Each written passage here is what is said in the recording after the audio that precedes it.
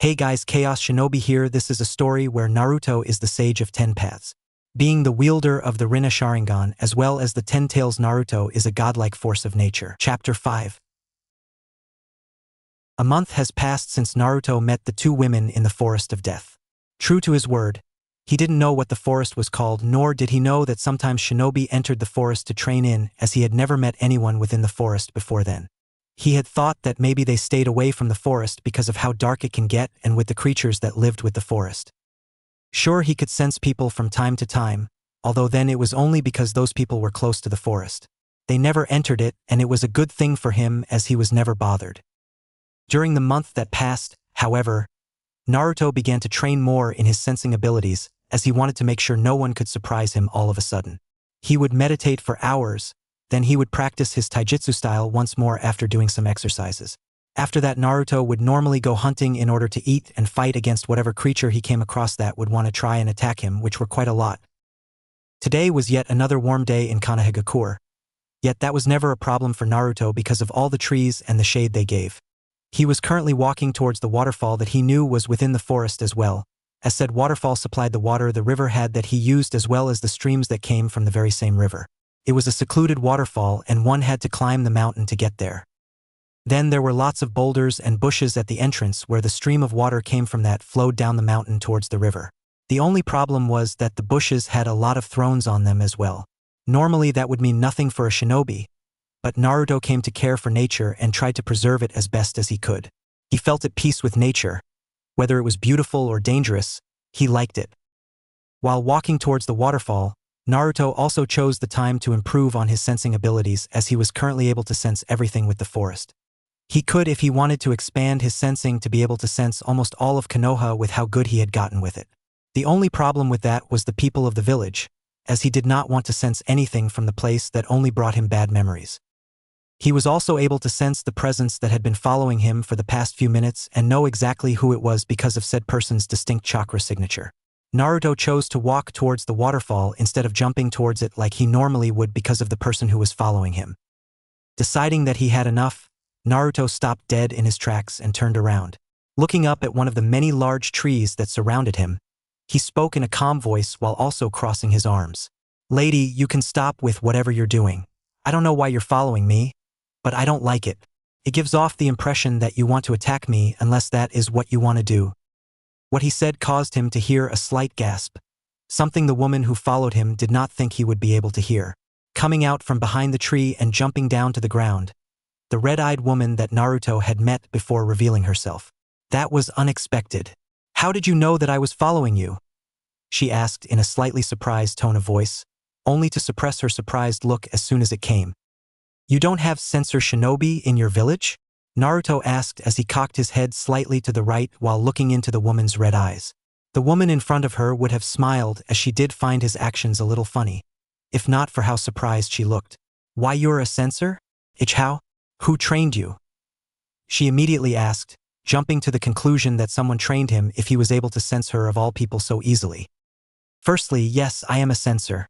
Secondly, I do not need to answer those questions as I don't even know your name or the reason you followed me. I am going to assume it's not just to talk to me. So mind to tell me why you followed me for the past few minutes?" Naruto asked in a serious tone of voice, something that caused the woman in front of him to become slightly uncomfortable yet also sad. He's so young and he's already acting way more mature than he should. Something horrible must have happened to him, the red-eyed woman thought before she spoke to him in a calm tone of voice. "I am sorry about that. I was honestly just following you to make sure that you're okay since you told me and my friend the last time that you live in this place. I did not mean anything bad by it, and I certainly didn't and still don't intend to attack you." She smiled at him, while still standing where she first landed after she jumped down from the tree. "My name is Yuhi Kurenai and it's nice to officially meet you," the now-named Kurenai spoke while still smiling. Something Naruto could sense was not a fake smile as he knew what that looked like from experience and from him being able to sense negative feelings. Seeing that she was honest and that she had introduced herself to him while having no ill intentions towards him, Naruto bowed slightly as it was something his sensei had taught him along the way. "It's nice to meet you, Kurenai-san," he began, speaking in his normal tone of voice now before he continued after standing straight again. "I'm Uzumaki Naruto." The redhead introduced himself to the woman in front of him. Kurenai, for one, after hearing his name, could not speak as her eyes grew wide. She knew that name, more specifically the Uzumaki part. She cupped her mouth while struggling so stand, something that caused Naruto to be on the defense as he did not know what was going on. And Naruto? Uzumaki Naruto? She asked, more rhetorically than wanting a confirmation, although Naruto just nodded slightly at that. That was when tears began to form in her eyes while she still looked at the boy in front of her in shock. She began sobbing, unable to say anything as she was not able to contain the feelings she had within her. Naruto did not know what to think of this, nor what to do as he had never been in a situation like this before. So he just stood there, albeit not in his defensive stance anymore as he waited for her to say something. He did not have to wait long as she smiled at him as little as she could while trying to get herself under control. Why, you don't know me, and I know this must be strange for you. She began while wiping the tears from her face while still smiling at the boy in front of her. But I knew your mother, she finally told him. Something that shocked him a little, but not much. You knew my Ka-chan? How, if you don't mind me asking? Naruto questioned, curious in all honesty as he also wanted to hear the connection this woman in front of him had with his mother. Finally getting herself fully under control again, Kurenai spoke. She used to be very precious to me when I was younger. While she was not my sensei, she did teach me so much and I grew close to her, along with my other friend you've seen before and another friend you have yet to meet. You might not know this, but her name was Uzumaki Kushina, and she was one of the strongest women of her time when she was still with us, she told him, only to continue speaking. This must be a lot for you, and I'm sorry to be the one to tell Dash, she began yet again, only to be cut off from the boy in front of her. You don't need to be sorry, Kurenai-san. I know who my parents were. As to how I found out, that is something I can't say, he told her, shocking the normally stoic woman in front of him. Like her friend said before, she was known as the Ice Queen of Konoha and Naruto did not know what that meant. I see. Well, don't worry. I won't ask you to tell me anything you don't want me to. I'm just surprised is all, she told him as she then looked a little sad all of a sudden. We thought you were dead, Naruto. I and my friends looked for you a long time ago, but we never found anything. Even Hokage-sama looked for you after your disappearance. We just never found any traces of you, so we thought that you were killed by someone, Kurenai revealed to him, causing him to raise his right eyebrow. People looked for me? You're joking, right? Why would anyone look for me when no one ever showed they cared? I don't believe that you and your friends you mentioned looked for me, even more so your Hokage. Do you even know when I was thrown out of the orphanage and what happened to me afterward? Because I remember were people trying to kill me. I got chased into this forest because of those people in that village. So don't act that you all suddenly cared. Naruto was angry, and it showed, albeit a little as he was trying to keep himself calm as his sensei taught him. Although he was just an 8-year-old boy and still had a lot to learn. Kurenai, for her part, was shocked beyond belief. She did now know what happened to him or that the orphanage threw him out onto the streets. All that she knew at that moment was that she had failed the one she cared so much for. I'm sorry, Kushina-sama. I failed you. So much, she thought as tears were forming in her eyes yet again, only for Naruto to continue talking. What was it those people called me? He began yet again, now only a little calmer than before. Oh yeah, the curse of Konoha, or the demon brat. I believe that you knew my Ka-chan, Kurenai-san. I just don't believe that anyone ever cared for me. I don't blame anyone anymore as it was a long time ago, Naruto said, knowing that the only one that truly cared for him was the one that resided within his mindscape, although he could not mention the Jubi to anyone as he trusted no one except the gigantic entity. The tears in Kurenai's eyes began to fall as they ran down her cheeks. She began sobbing, while also trying to speak and while trying to get a hold of herself yet again. I am so sorry, Naruto. I am truly sorry that I never went to look for you or made sure that you were okay. I just got sent on to missions constantly, never even having much time for myself. I won't use that as an excuse, however, as I'm not trying to justify my actions for not being able to see you, she spoke while sobbing slightly, getting control of herself for the second time that day after crying. I also know that we do not know each other and that you do not trust anyone, but I have to ask you this. I don't deserve it. And I know one day your mother will most likely kill me when I get to the afterlife. She began, causing Naruto to smile slightly at what she said, as she was able to lighten the mood, albeit slightly before she continued. If it's okay with you, Naruto, can we be friends? She finally asked him with a small smile on her face.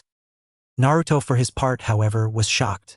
She did not justify her actions or the lack of being in his life when he was younger, and he was also prepared to take responsibility for not being in his life from his mother when she passed one day, something that was a little funny to the redhead.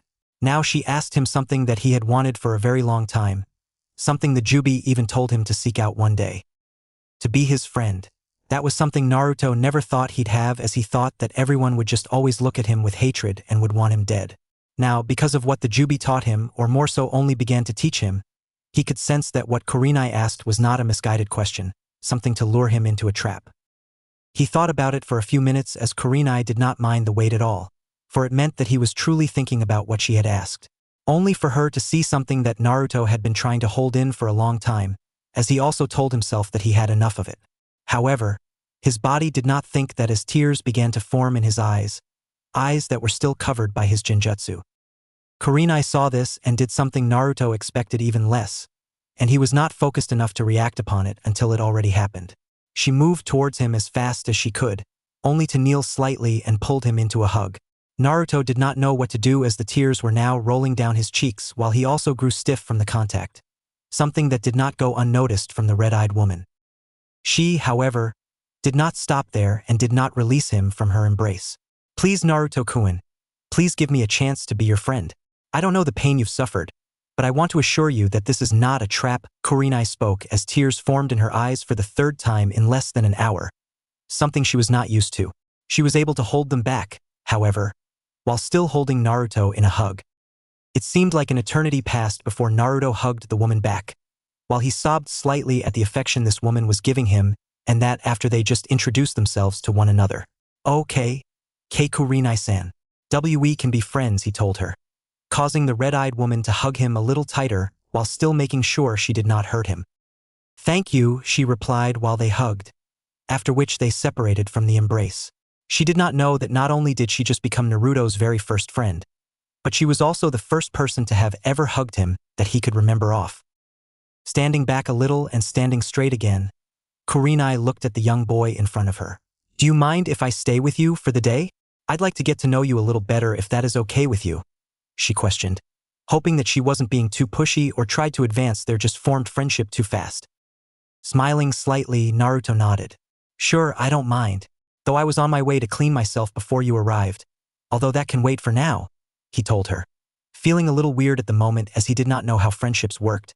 He was also slightly on edge, making sure that she didn't attack him all of a sudden, as he still didn't trust her.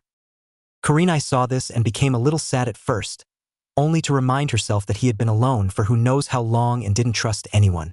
She knew that she would have to work to gain his trust, something that she didn't mind doing at all.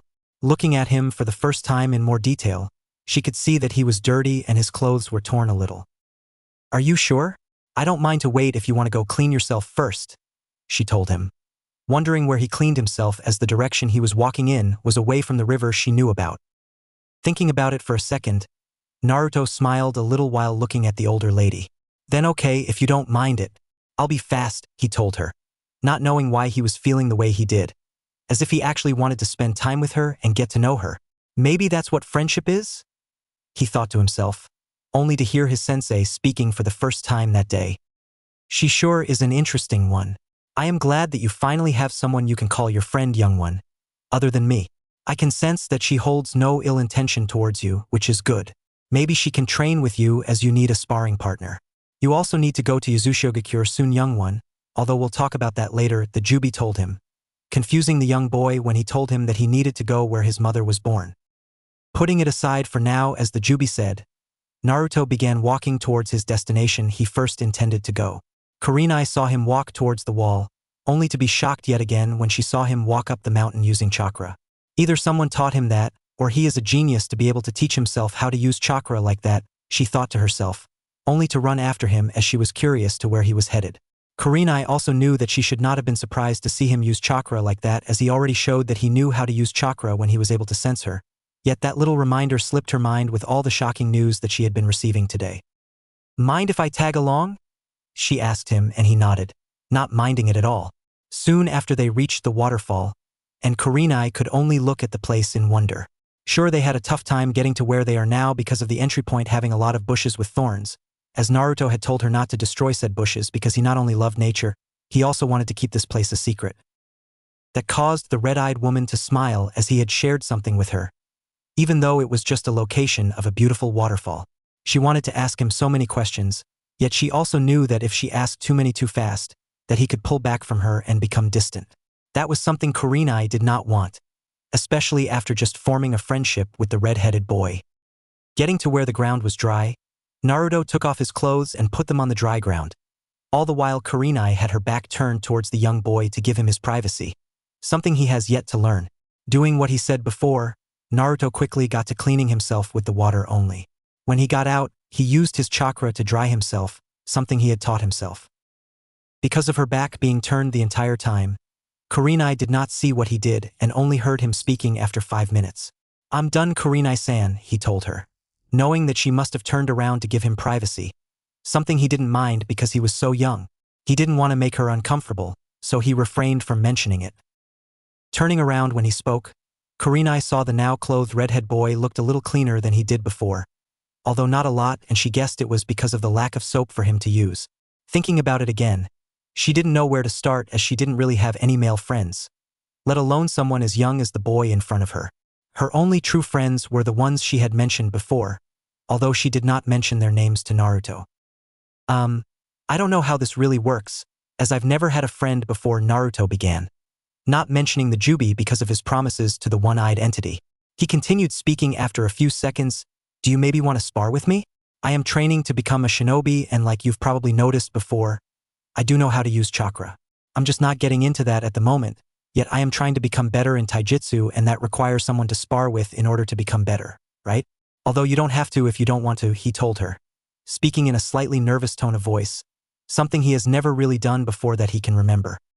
Kurenai, however, was surprised yet again, this time by what he had revealed to her. She thought that maybe it was him testing their newfound friendship, something that saddened her when she heard that she was basically his very first friend. She also was not that versatile in the arts of taijutsu, yet she still knew how to fight, as it was one of the things one had to at least know to advance into the ranks of Jonin. "Sure, Naruto, I don't mind sparring with you at all. I am however going to have to warn you that I'm not as good in the arts of taijutsu, though I know my way around it," at least she revealed to him, yet she believed that she at least could help him become better at it since he was still so young, and he did have a point when he mentioned the lack of a partner to spar with to better himself. Smiling slightly at her acceptance, Naruto led Kurenai to where they could spar for as long as possible. It was still within the forest, yet it was a bit more open as the area almost looked like a smaller version of a training ground she normally used. "Okay. Let us begin then," Kurenai said while standing on the opposite side of the redhead, who in return just nodded at her. Quickly falling into her own taijutsu stance, one which Naruto had seen when he borrowed a taijutsu book from the library just to see what type of styles they had, Kurenai then waited for him to do the same. She did not have to wait long as Naruto fell into his own taijutsu stance, a style that Kurenai was unfamiliar with. Naruto's fighting style had him sweep his right leg forward with his left leg backward, while he presented his back to Kurenai. His arms were extended wide, almost as to welcome an attack, while he still had his eyes on her. The red-eyed woman did not know what to make of this style as she had never seen it before, so she quickly voiced her curiosity while still in her own stance. "That sure is an interesting stance you have there, Naruto. What is it called, if you don't mind me asking?" She hoped he would answer as she wanted to get to know him better, only she knew that it would not happen overnight. Smiling a little, Naruto spoke. "When we are done with our spar, I'll tell you. Although it's not complete yet, that much I can tell you for now," he answered, not revealing that much as what he said did not reveal how much he knew or how much he did not know. Naruto on his part thought back to when he first started to learn this fighting stance, when the Jubi had him also run around with a boulder on his back from time to time. "Very well, though I am curious about where you learned this and even who taught you how to use chakra. If you did it all yourself, then I have to say that I am impressed," Kurenai spoke with a smile on her face, only to then get serious as the two began their friendly spar right after she told him that. They began quite fast as Kurenai dashed towards him, although not at her full speed, as she did not know what he was capable of, nor did she want to hurt him in any way, even if it was a sparring match. She quickly learned that she should not have underestimated him and should not have held back as much as she did, because she soon found herself on the ground when she reached the young boy. Confused, Kurenai quickly jumped to her feet while she looked at him while he just stood in the same stance as before. What? I didn't even see you move," she told him as he quickly spoke up afterward. "That's because you didn't take me seriously. I know I'm young, Kurenai-san, And I've been alone all my life, and that also means that no one could have taught me what I know. But that doesn't mean that I just sat by and did nothing the past few years. So this time, come at me with all you have and I will do the same. Okay? Don't be afraid to hurt. I can sense that you're reluctant to attack me. While I appreciate it a lot, as it means that you don't want to hurt me, just know that this is a sparring match. Naruto spoke with a lot more maturity than any boy Kurenai had ever met. Heck, he's more mature than most adults I know, she thought to herself before she nodded in acceptance. That was when the real sparring match between the two new-formed friends began, and Kurenai quickly found out that the boy in front of her was a lot stronger than she had thought he'd be. Naruto dodged any and all attacks that Kurenai threw at him, while she was also able to block and dodge all his attacks. It surprised her a lot, mostly because of the age difference. Nevertheless, Kurenai knew never to underestimate someone just because of their age. There are people in this world who's younger than me, yet stronger as well. Are you one of them, Naruto? So, how's that possible? Who trained you? She thought to herself while she still kept her focus on Naruto, being able to multitask quite easily. Soon they found that the sun was beginning to go under, not realizing that they had been sparring for most of the day.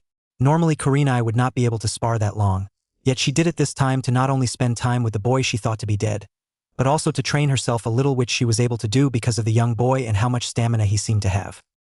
When she called for the fight to stop, Kurenai began to breathe heavily as she finally felt how tired she truly was by just sparring as long as she had today.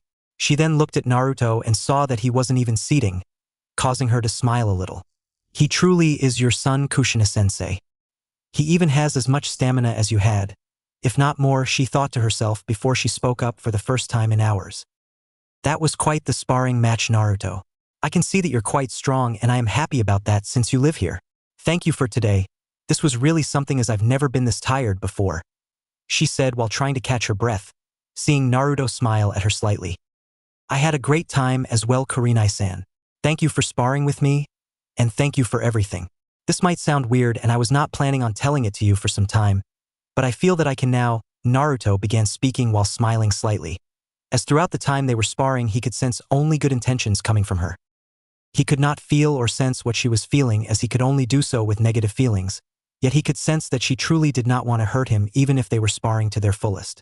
Naruto was only able to land a few hits on her while she was able to land more than a few on him, and even then he felt that she did not put that much power in her attacks to cause him pain.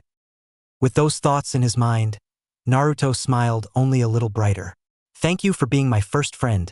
When Kurenai heard this, she became sad. Sad that he only got his first friend after so long, yet also happy that she was his first friend. It just made her feel a little better as she still remembered everything she had learned today, which was quick a lot for her to take in. No, thank you, Naruto, for giving me the chance to be your friend, even though I do not deserve it, she told him while walking towards him. Naruto only standing in the same place without moving while Kurenai got closer to him. She stopped in front of him while looking into his eyes, smiling only a little.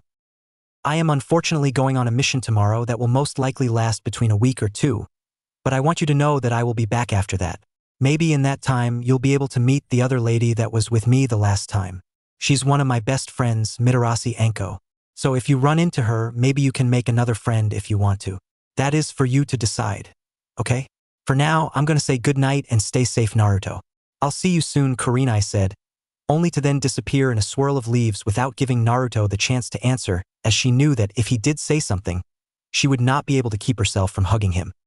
While she would love to do that, she was not the touching type of person, nor did she want to make him feel uncomfortable as their friendship had just started. With that, she left rather quickly, leaving Naruto alone once more. All the while Naruto just closed his eyes and focused, as he could still sense her being in the forest, only she was moving towards the exit. He was happy with everything that had happened today, albeit being left alone like he was now again made him a little sad and also confused. He knew the Jubi was with him and always will be, it just felt different having someone who hugged him first. Felt nice, and deep down he knew that he wanted more of that. He just didn't want to let someone in so fast, yet he knew that he would give her a chance to become good friends if that was something she wanted. Naruto also remembered that she forgot to ask him about his taijutsu style, so he just figured that she might ask him about it the next time they see each other. After a while, Naruto just went deeper into the forest as he went hunting for something to eat again, this time finding a large boar and an even larger snake to eat. He would first skin them like he always does, then he would take out their intestines. followed by him cooking his meat over his own hand-made fire, which would result in him having yet another cooked meal to eat, something he was very grateful for. Naruto then went to bed. All the while he thought of his new friend that he hoped to see again. He also thought about the other woman Kurenai had mentioned. Not knowing what to think of that, he quickly closed his eyes and fell asleep, having had a really good day. While his body rested, Naruto decided to quickly enter his mindscape as he wanted to talk to his sensei about what he told him earlier. He found himself on his usual spot, sitting on top of one of the Jubi's tails while looking into the eye of the massive entity. Jubi-sensei, you mentioned earlier that I needed to go to Yuzushiogakure. Why's that? Naruto asked his teacher, who in return kept quiet for a few seconds before speaking. While your training has been going good, young one, I believe that you're ready to learn more about your eyes and what they can do. That is if you want. The reason I also suggested your mother's homeland is because of its seclusion from the rest of the world. It's a very isolated island, and you need a place where you can train your dojutsu without anyone finding out at the moment. Another reason for choosing that place is because I saw that when they got invaded, afterward their enemies tried to get into a vault of theirs, which they were very successful in. You, however, might be able to get into the vault because you're an Uzumaki. It's a gamble at the moment, yet you can try. Maybe you'll find something worthwhile there, the Jubi concluded, revealing what he wanted Naruto to do if he chose to do so, which the young boy eagerly agreed to because he not only loves to learn, he would also get the chance to see what his clan's homeland looked like, even though it's completely in ruins.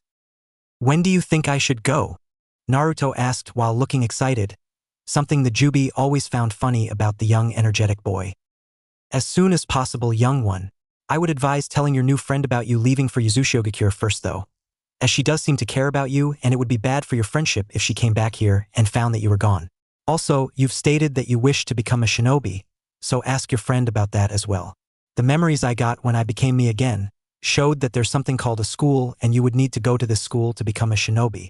I don't know when it starts though, so ask your friend about that. 1 inch. The Jubi spoke quite a lot today, the young boy thought, yet he did not mind as he now had a lot to think about. He did want to become a shinobi, so it meant that he would have to come out of the forest at some point and reveal to more than just 2 women that he was still alive. Another thought crossed his mind, as he did not know if the 2 women reported finding him to their Hokage. The only conclusion he came to that indicates that they did not tell the old Kage about him, was the lack of people still entering the forest, especially to search for him. Agreeing with the Jubi after a while of thinking, Naruto said good night to the Jubi before his mind also went to sleep, having a lot on it as well that he knew he needed to do.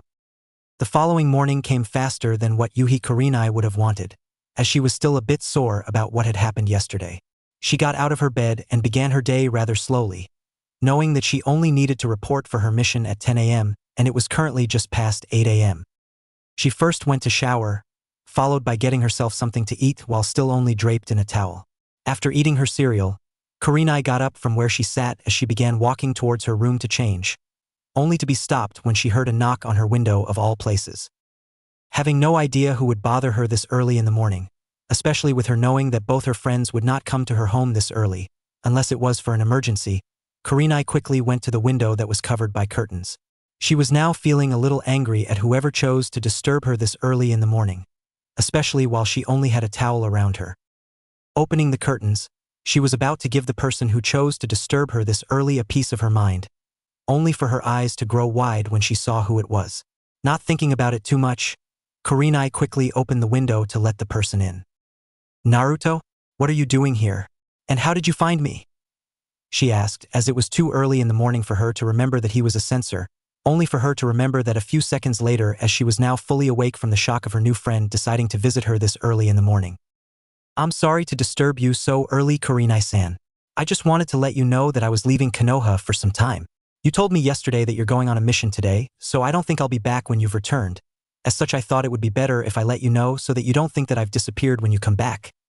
He told her while standing in front of her, one of his hands rubbing the back of his head as he spoke to her. Being taken off guard, Kurenai did not know what to think. Where are you going? And for how long? The red-eyed woman asked after a few minutes, looking a bit worried while she spoke. Something that Naruto felt was a warming sight as he never had anyone who worried about him, not counting his sensei, that is. I'm going to my mother's homeland. As for how long I'll be gone, I don't know. I'm going there to train because I know if I chose to train here in what I have planned then I might be discovered, he revealed to her, something that made her happy a little if not also more curious. Happy because he came to tell her that he was leaving instead of just disappearing. Curious because she wanted to know what he was going to train in, and even more so, train in such a place that he did not want anyone else to know of. Nodding her head, she decided to voice her thoughts. Okay, Naruto, I get that. Just be careful, please. I know I can't stop you from going, as I know that you're strong. How strong, I do not know. Just come back soon. I meant what I said yesterday about being your friend, she told him, causing him to give her a small smile before he bowed to her a little. Thank you for your concern, Kurenai-san. I appreciate it. I'll be careful, don't worry. I'll also return as soon as I'm done with my training, he began, only to remember the other thing he needed to ask her. Oh, and do you by any chance know when the schools start and how I can maybe apply? He questioned while now standing up straight again. Taking a few seconds to think about it, Kurenai replied. Well, it's advisable to enter the Shinobi Academy when you turn 8. Yet you can also enter when you're 9. Any older and you might have a slight problem, as it could stunt your knowledge because of the things they teach you the first 2 years. Or so I've heard, to be honest. However, I don't really know. You're going to have to talk to Hokage-sama to enroll, as you don't have any parents. That caused Naruto to frown a little, as he didn't want to talk to the old man that was once upon a time his Gigi. Nevertheless, he figured that he would have to do so at one point. No use in staying hidden just because the old Kage failed to take care of him like he once said he would as best he could. Alright, thank you again, Kurenai-san. I'll let you get back to whatever you were going. And, he began, not knowing how to continue, and the red-eyed woman saw this, only for him to continue speaking after a few seconds.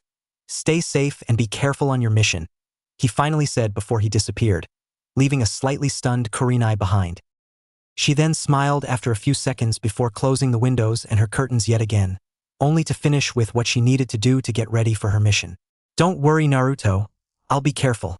Thank you, though, was what she thought before she left to meet her team, all the while wondering what the red-headed boy was going to learn and even how.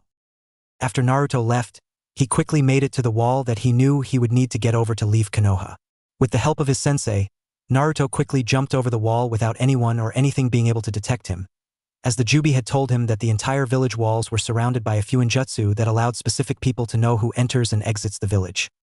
Because of Naruto's chakra and with how fast he truly was, he jumped over the wall without triggering the seal and while making sure that no one saw him leaving, as he kept his sensing on high alert and would do so for as long as he could to make sure no one was watching him or following him.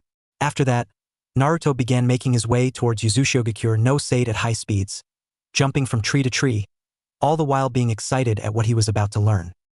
It took Naruto 4 days to reach the ocean, where he was about to start looking for a way to get to Uzushiogakure via boat. That was until the Jubi told him that he didn't need a boat, for he could just run towards the place for the massive entity would continue guiding him towards it. Normally that would be impossible for anyone, for even a Kage would struggle as the Jubi had told him how far away the island was from the shore they were at, or any other form of land. One could not just simply run towards it, even if water walking was possible because of chakra. It was because way before anyone could even reach the island, their chakra would be depleted. That and the waves of the ocean would require tremendous chakra control to stay on top of the water without the wave causing the person to fall into the water because of how strong the currents got. Then came the other part, the reason why Yuzu had the name in the first place. The entire island was surrounded by whirlpools that could destroy any boat that tried to even come close to it. For any person to get there by just running towards the place, it would be impossible. Naruto thought that as well, although he knew he had a lot of chakra and excellent chakra control because of his dojutsu. Young one, I do not think you understand or even know how much chakra you have. That, and because it's my chakra that I gave you that now just keeps growing, means that your chakra is more dense and powerful than any other ant that has ever walked this planet. To put it into shinobi terms, you have more chakra than the entirety of the fire country put together, the Jubi began to explain, causing Naruto to only stand where he was with an open mouth at what he just heard. He knew what his sensei was telling him was the truth, as the entity would also never lie or make a joke about something like that. Wow. That's a lot, Jubi-sensei, Naruto finally replied while he looked at his hands, being able to see the chakra that flowed through him. He could only hope that he would be able to learn more about his eyes and about everything the Jubi was willing to teach him at the moment. With that aside, Naruto began with something no person has ever tried before because they knew they would not be able to make it. He ran onto the water and began running towards the island that used to house his clan, all the while making sure no one followed him as he kept his senses up at all times. something the Jubi was proud of. Unknown location. 12 figures all stood in a circle, all of them being holograms and each figure looking different than the other. Amongst them was the masked man with the Sharingan in his one visible eye, standing next to the plant-like man known as Zetsu. Unlike the previous times this group had a meeting, this time the masked individual along with two spiky-haired people, all looked quite angry by their facial expressions and the masked man clenching his fists for all to see. Why has no one been able to find the Bijū? If they were killed someone, then some of them should have reformed by now. Has anyone find out anything useful regarding that and regarding the weapon we need? The masked man asked, clearly angry by the tone of his voice. He also knew that it was not everyone that had to specifically look out for what he is talking about, yet anyone with intel could help at the moment is what was running through his mind. The one to speak up was one of the spiky-haired people, one standing next to a woman with long hair and a man with almost equally long hair. We have found nothing. No Bijū reforming, no traces of them or their chakra in any place. Even the leftover chakra that other individuals had taken over time to keep for themselves had disappeared. The man spoke in a serious tone of voice, yet the people around him could hear that he was also frustrated. For the weapon we need, no one has shown any signs of having it, nor does anyone from your clansmen seem to have the ability to unlock it. I also tried again to make it with the cells I've managed to get, only for it to result in the same way as before. Nothing. Zetsu spoke, both white and black half taking turns to speak, while the white half seemed a little too excited, and the black half showing no emotion at all. What of my fellow clansmen? Are they willing to side with me and the coup, or are there still individuals that refuse to see reason with the current clan head? The masked man asked, putting everything he had learned aside, for now. There is a problem with that. The Hokage knows about the coup, and has Uchiha Itachi as his double agent. We will not be able to inform Fugaku about this, as he would not believe us since Itachi is his firstborn. The other problem is Itachi, as he is growing very strong and could pose a threat to us. His best friend, Uchiha Shursui, died not too long ago while Danzo tried to get his eyes. Only Shursui escaped before he died, and gave both his eyes to Itachi, resulting in him unlocking the eternal Mangekyo Sharingan, while I also believe that Itachi was able to acquire the Koto Amitsukami from Shursui. Danzo fled the scene before he could be found out, and that was all that I was able to gather while in Konoha, the plant-like man concluded, revealing shocking information to the group. I knew the old man would fail, I just did not expect it to turn like this. Now we need to convince Itachi to join us.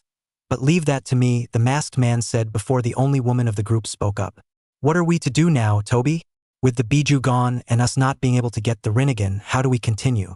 Just like before, or do you have something else in mind? The angelic voice of the woman came as she asked the question that was on every other person's mind that was a part of the group. For now, we continue raising money and keeping our organization in the dark. Once we have Itachi, we will move forward as Konoha will soon lose even more power than before. The masked man spoke again, sounding almost a bit too happy about Konoha losing power. After that, everyone left once more as they headed to do whatever they could to gather money for their group, while many of them had their own things to do on the sideline that no one spoke about. Soon after that, the room revealed to be just empty again, only to have a few ninjutsu markings on the ground where the holograms appeared that also glowed for a few more seconds before dissipating. Konohagakure. Deep in an underground base sat 3 people. All 3 of them were quite old, while the one in the middle had a few bandages around his one arm along with a bandage covering his one eye. In front of them was Uchiha Itachi, a member of the Uchiha clan and eldest son of the current clan head. He was currently kneeling in front of the 3 old people, one also being an old woman. Itachi, when does your father want the coup to start? The old man with bandages covering most of him spoke out, having no emotion behind his words in any way. Father is a little hesitant at the moment. He fears that Hokage-sama knows about the coup and already has measures to deal with it, while Mother, on the other hand, does not want to be a part of the coup along with many of our clansmen, the Uchiha revealed. All the while he had different thoughts on his mind as before his best friend died. He revealed who attacked him and what that person wanted. Tell Fugaku that Root will support him and have him speed things up with his clansmen that don't want to cooperate.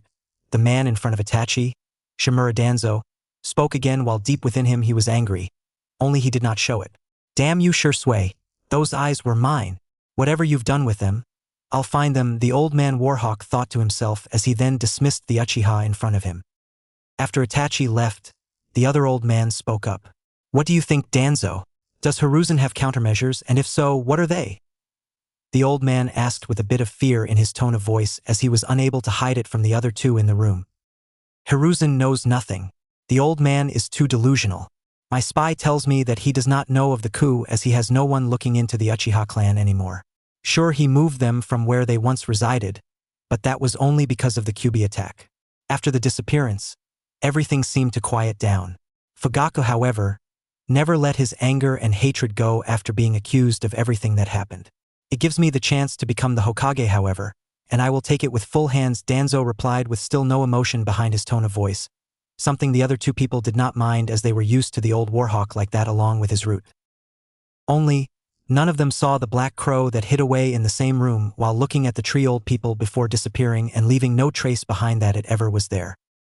Uchiha Itachi was currently sitting in yet another dark place, one that was located beneath the Hokage Tower. He was alone in the room at the moment, only for the doors to open that he had entered from not that long ago. Walking into the room were two people, one being Sarutobi Hiruzen, the Sandaime Hokage, and the other one being a man with silver hair that seemed to defy gravity and that also had most of his face covered, all except one eye.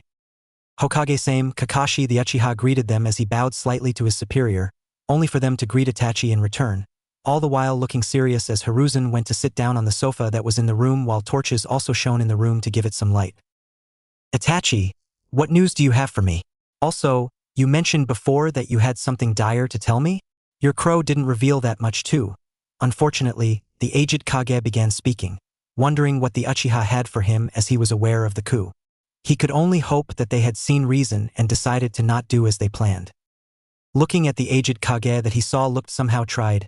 Paperwork perhaps? He thought before speaking.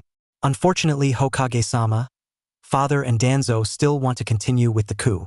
They do not know of me being a double agent, nor does anyone know about this, the Uchiha prodigy said before he channeled chakra to his eyes to reveal his eternal Mangekyo Sharingan. Both Hiruzen and Kakashi gasped when they saw the newly evolved eye that Itachi had, only for the Uchiha to continue speaking as he knew what was on their minds. This is the eternal Mangekyo Sharingan, as you both know. However, what you do not know was how I acquired it. The younger man began speaking as Hiruzen and Kakashi could see the sadness behind the eyes of Itachi. Shursui died not too long ago, something you both know as well. With the help of my mother, we were able to hide the fact that Shursui's eyes were gone. Father does not know this, as mother does not want to be a part of the coup, but Shursui was attacked by Danzo. He wanted his eyes for the Koto Amatsukami. Only Shursui was able to escape before they were taken from him. Before he died, however, he gave me not only his eyes, but also the ability to use the Koto Amatsukami, something that very few Uchiha can do, Itachi revealed.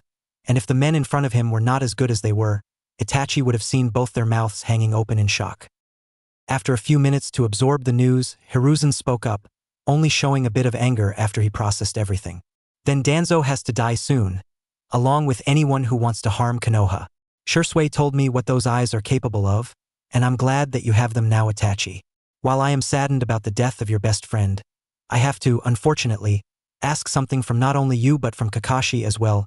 The Hokage then directed his gaze to the silver-haired man before he continued speaking. I want you both to kill all the Uchiha that are a part of this coup, and only leave those alive that has nothing to do with it, along with all the children. He told them both, something that internally made Itachi both happy and sad. Happy because he would still have family left, sad because he knew he would have to kill his father along with a few more people from his clan. When that is done, report back to me along with your mother, Itachi. We will then deal with Danzo, as I've had it with him. Hiruzen spoke in an angry tone of voice, something that both men in front of him understood quite well as they too wanted to see the old warhawk dead. Your time has come, old friend. You did not follow what Tobirama-sensei taught us, though we both knew how greedy you were all along for the position of Hokage. The Sandaime Hokage thought to himself after he dismissed both Itachi and Kakashi, who both went to prepare for the attack they knew would not be too long away. A week later, Naruto finally arrived on the barren island known as Yuzushigakure no Sato. While he had to run the entire time on the water, he also had to jump over many waves that would have crushed him if he did not do so. All the while he never slept and only ate while running every now and then, as he had prepared himself some food for the trip that he kept in a small bag hanging on his back. Not once did he falter while running, as he knew if he did, then he would have fallen into the ocean. Nor did he get tired as he stayed focused the entire time, for he was not able to sleep at all because of the lack of land. That was until he reached his destination, Only before he could reach the land did he have to stop when he reached the whirlpools. He figured since they were made by his clan, that maybe he would only need to give a drop of his blood for the whirlpool to stop. Trying that idea, he bit his thumb and quickly threw some blood into the whirlpool in front of him that he could feel had a strong pull on him while he stood on the water. After a few seconds of nothing happening, Naruto began thinking of another idea that he could use to get across, only for the whirlpool in front of him to dissipate. Not thinking of anything else, he quickly ran across the still water to get to the land. As soon as he reached the land, however, the whirlpool reappeared. Naruto didn't look back as he ran deeper into the small forest that surrounded the entrance of his clan's home. It didn't take long for him to reach a gate, one that was slightly smaller than the one of Konoha. Only the gates of Bijū were broken and only one side still stood, if only barely, while the wood looked to be rotten. Deciding that he had enough of running, Naruto slowed down and walked into the village. There was not a lot left from what he could see, as everything was in ruins. Some of the buildings still had a wall or two standing, while most of them were just rubble. He also found a few bones which were the remains of some of the Uzumaki he had guessed. It did not take him long to find the only building that was left standing, one which he had guessed belonged to the Uzukage if the huge spiral on it was anything to go by. The door was knocked off of its hinges, so he did not have to open it as he only stepped into the building that did show that it took a lot of damage. He did not know how only one building was still standing. Nevertheless, he just went deeper into the building. It only had 2 floors remaining and Naruto did not think the vault that he was looking for would be on the upper level, so he began looking for anything that would lead him downwards if the vault was in the building in the first place. 5 minutes later, he found a staircase that was hidden behind a bookshelf, something Naruto found odd. Walking down the stairs, he opened the only door still standing that he has found so far. After opening the door, he walked into a huge passage that at the end of it revealed 2 massive doors that seemed to be made out of stone. Along the way, he found many more corpses, ones that he guessed were not of the Uzumaki clan, as he also found a few of their Hittite which he did not even touch. It seemed that the passage had traps, only they did not activate as he was walking towards the doors. Maybe it's because they are too old to work now? Or does this place somehow already know that I'm an Uzumaki? Was what he thought before he reached the massive 2 stone doors that had a lot of cravings on them. In the middle of the doors was an Uzumaki clan symbol, a swirl. Above the swirl was a message, one that read, "Only an Uzumaki can pass." Not knowing what else to do, he bit his thumb again and quickly smeared some of his blood on the swirl before the wound closed itself yet again. He waited 5 minutes without anything happening, so he tried again. This time, after smearing his blood on the swirl, he felt a small pull on the symbol as his thumb stayed a little longer on the door. "What was that?" he questioned, knowing there was only one who could answer him and he did not have to wait long. "It seems to require your chakra as well, not just your blood, young one," came the voice of the Jubi from within his mindscape, causing Naruto to think about what the massive entity said before he did just that. Placing his entire hand on the swirl, he channeled the least amount of chakra that he could, which then got sucked into the seal as he felt the pull being stronger this time. Naruto did not know what would happen, only he did not have to wait that long before the doors began to open. They were rather slow because of how heavy they were, while candles began to lit themselves all around the passage that he entered from. Not minding the lit candles, Naruto walked into the room, which he did not know what to expect to see.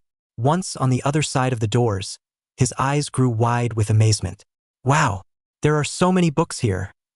He almost yelled out if not for his normal quiet nature to keep him from yelling. In front of him were shelves upon shelves of books, easily 10 times more than the public library he had snuck into the past a few times.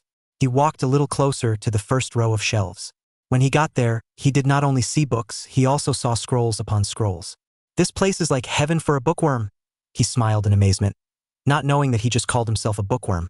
Although the Jubi knew it and could only smile in amusement as Naruto started acting like a kid that got the best birthday present ever, which the Jubi knew him not to really be as his childhood was stolen from him. The Jubi let Naruto explore the place for an hour, where Naruto found a lot of sections of books, varying from fuinjutsu, ninjutsu, taijutsu, genjutsu, and all other forms of fighting a shinobi would use, such as baikajutsu, bojutsu, and many others.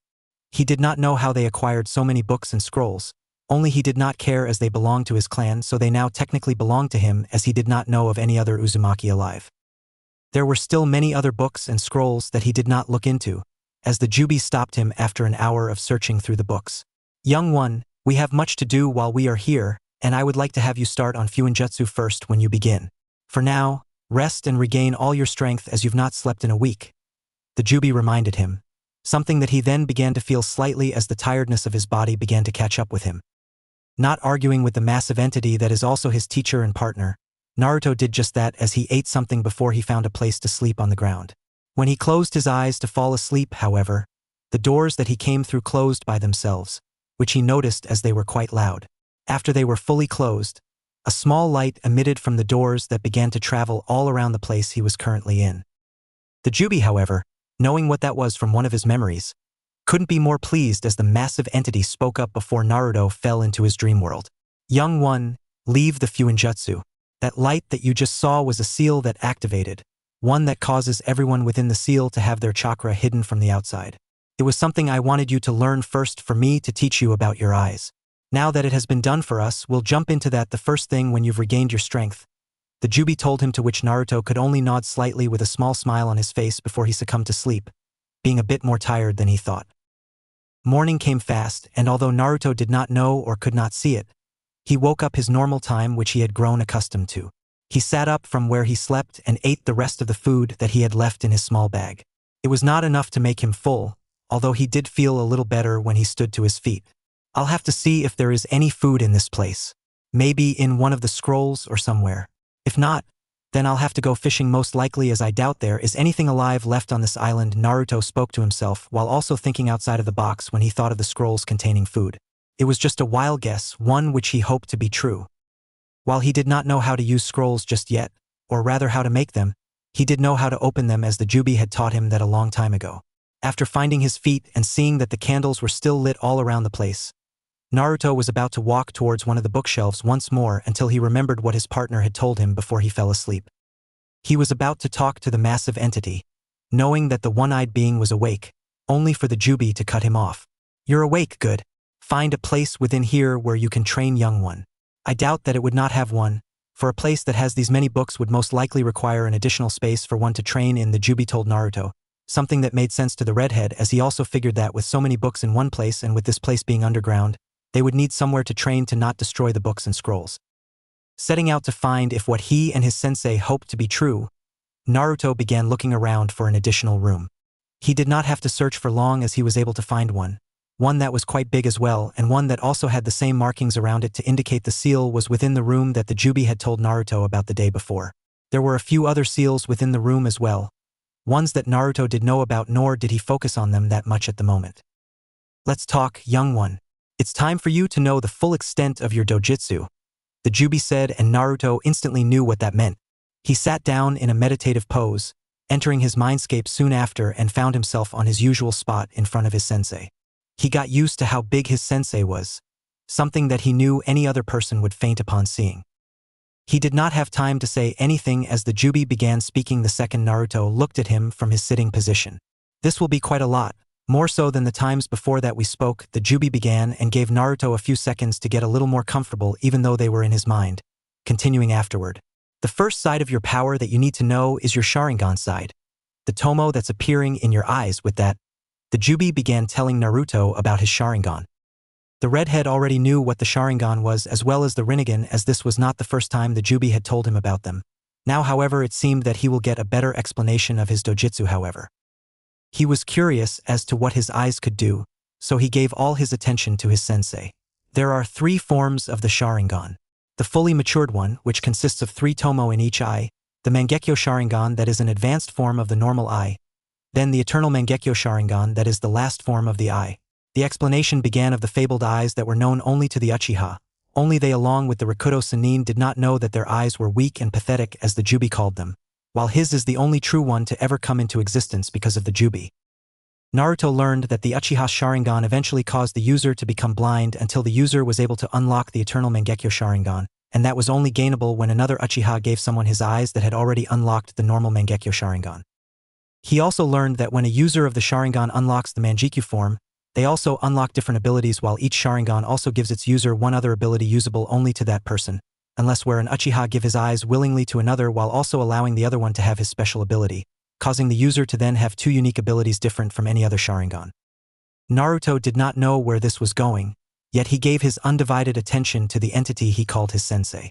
Only for him to then learn that he did not only have one unique ability while also having all the other abilities the Sharingan gives, he had every unique ability and so much more. The Jubi stopped at that, however, telling him that he did not need to teach him about the Sharingan at the moment as there were Uchiha in Konoha that could help him. While they did not know everything and their version of the Sharingan was nothing compared to Naruto's, they did know quite a few of what their eyes were capable of. Then I'm going to take a guess that I'm going to learn of what the Rinnegan can do? Naruto asked, already concluding as much when he put the pieces together, as he knew that the only one ever to have the Rinnegan was the Sage of Six Paths, and he also only had a weaker version than what Naruto has. No one else was ever able to unlock the Rinnegan because the Jubi did not want it to be in just anyone's hands. For while it's a weakened version of his eyes, they were still extremely powerful. You guessed right, young one. While the Sharingan may be a lot to learn, the Rinnegan is even more. The one-eyed entity began, starting off with the paths of the Rinnegan. The first being called Tendo, Deva Path, followed by Shirato, Asura Path, Ninjendo, Human Path, Chikashoto, Animal Path, Gakido, Preta Path, Jigakudo, Naraka Path, and lastly Geto, Outer Path. However, the Jubi told Naruto that he only gave the Sage of Six Paths access to the first six. He did not allow the man to have access to the outer path because then his eyes would have stayed with him once he died, and it would then have been made possible for anyone to unlock the eyes by accessing the blood of the sage or his direct descendants. He did, however, give Naruto not only access to that path but also two others. The first one being Jikando, Time Path, and the second one being Juryo-Kudo, Gravity Path. The Jubi told him that he did not allow the sage, or as he liked to call him as well, and to have the last three paths as they were too powerful for him to just give it to someone he did not trust, let alone know. Before he began explaining to the young boy in front of him what they all did, he first told him that while he had all those paths, Naruto would not be able to just use them as they require tremendous amounts of training. Naruto, you also have the ability to evolve your own Rinne-Sharingan, something I added to your eyes throughout the years. That, however, you'll only be able to do once you've unlocked your very last Tomo. By then you'll know what the evolved form of your dojutsu can do. As it is the surprise I mentioned to you before, the Jubi revealed to Naruto, while the redhead could only look at the entity in front of him with amazement while also feeling unworthy, something the Jubi instantly detected. Naruto looked down at his hands before he spoke for the first time in what felt like forever, as the Jubi wanted to hear what his student had to say. I don't know what I ever did to make you believe in me so much, Jubi-sensei, as I don't feel worthy of all the power you've just mentioned that I now have. I am and forever will be grateful for everything you've done for me. He began as a few tears rolled down his cheeks, but I don't think you should allow anyone to ever have that much power, was all he managed to say as he then tried to get himself under control from his feelings, something that made the Jubi smile, if he could, that is. I know how you feel, young one, and that is exactly who I chose you. The power within you is your own now. I trust you, Naruto. This world stole so much from you and you never asked for anything in return. I know that I should not give my power anyone, that is why I gave it to you, because young one, you're not just anyone. You are worthy, Uzumaki Naruto. As such, I name you my heir, the Jubi said while now standing tall for the first time in a very long time. All the while the entity kept Naruto on one of its tails. Naruto for his part could only look at the massive entity with tears streaming down his cheeks, not knowing what to say. The Jubi, however, could only feel pride for the young boy in front of him, as he sure was the only person ever to be acknowledged by the Ten Tails. It took the redhead a few minutes to get his sobbing under control, as he was then finally able to say something. Thank you so much, Tuchan. I'll do everything I can to make you proud, Naruto said, having never felt such joy before. All the while he still did not know what his paths could do. You do not need to, young one. I am already proud of you, the Jubi replied while Naruto got his tears under control, smiling at the massive entity that he now also saw as his father. After a few minutes, the Jubi sat back down like he normally was when Naruto came to him, waiting for the young boy to make himself comfortable once more. A minute later, Naruto nodded as he knew his sensei or father was not finished explaining everything, and he also knew that he could take a lot more before his brain was filled with too much information. Now, let me begin by explaining what all your paths can do. The Jubi started one more, quickly regaining Naruto's undivided attention. He began with the Deva path, which is able to manipulate attractive and repulsive forces, not entirely being gravity manipulation. Then came Asura path, which would allow Naruto to augment various parts of his boy into mechanical limbs, weaponry of a very wide variety as well as armor of any kind. Next was the human path, something that shocked Naruto when he heard that it would allow him to read a person's mind by extracting their soul, initially killing them as well. That's stupid strong, he thought to himself, something the Jubi was able to hear and agreed with his heir. After that was the animal path, which would allow him to summon a wide variety of animals at once. The Jubi also told him that because of that ability and because of his dojutsu, he would be able to summon the phoenix dragons, which were creatures just like the name says, a hybrid between phoenix and dragon. Without allowing Naruto to ask him anything about said creatures, the Jubi continued with Preta Path next, which will allow the redhead boy to absorb any and all forms of chakra, including ninjutsu. The Naraka Path would allow him to call upon the King of Hell, something Naruto found odd, even more so than the other ones. Those were the only ones that the Sage of Six Paths could use, yet not to their full extent, however. The next three young one are the most dangerous. With that, the one-eyed entity began his explanation of the outer path, which would allow Naruto to ordain over life and death. That shocked Naruto that his eyes almost fell out of his head, only for the Jubi to continue talking. The time path would allow Naruto to control time to a certain extent, while he would also be able to control time in huge masses all at once, although that was only for a certain amount of time. He would also be able to conduct the path into his fighting, as he would then have a huge advantage. In short, Naruto had time manipulation and could only control a large enough space as how much chakra he had, something the young boy knew he had a lot of. Lastly came the gravity path, which would allow Naruto to manipulate gravity, whether that be his own, someone else's, or a huge R. It would all depend on his chakra and how much he used, just like with his time path. He did not reveal any more to Naruto about that, as he wanted the boy to get used to them first before explaining to him what his evolved dojutsu would be able to do and how it would affect his paths, something the entity was eager to see how Naruto would use it. That concludes you paths, young one, which is only half of what your Rinnegan can do. I know this is quite a lot to take in, just bear with me, okay? I need to tell you as much as I can now so that you can begin training in whatever you choose to train first. The other half of your Rinnegan will progress while you train in your paths. The Jubi began once more, something Naruto agreed with. Even though the massive entity was talking a lot today and revealing so much to him, he felt that he could still take a bit more. Those abilities, however, are as strong as they are because of your Rinne-Sharingan. While the Sharingan and Rinnegan is powerful apart, together they are even more powerful, which brings me to what your Rinne-Sharingan allows you to do. Once again, the Jubi began explaining what other power the redhead had, and he knew that it would take him years before he could call himself a master in his own dojutsu. The first ability his Rinne-Sharingan gave him, other than each of the Tomo it gave him that came along with their own set of abilities that he has yet to know, was the ability called Amanamanaka, Heavenly Governing Inside, which would allow Naruto to use space-time ninjutsu.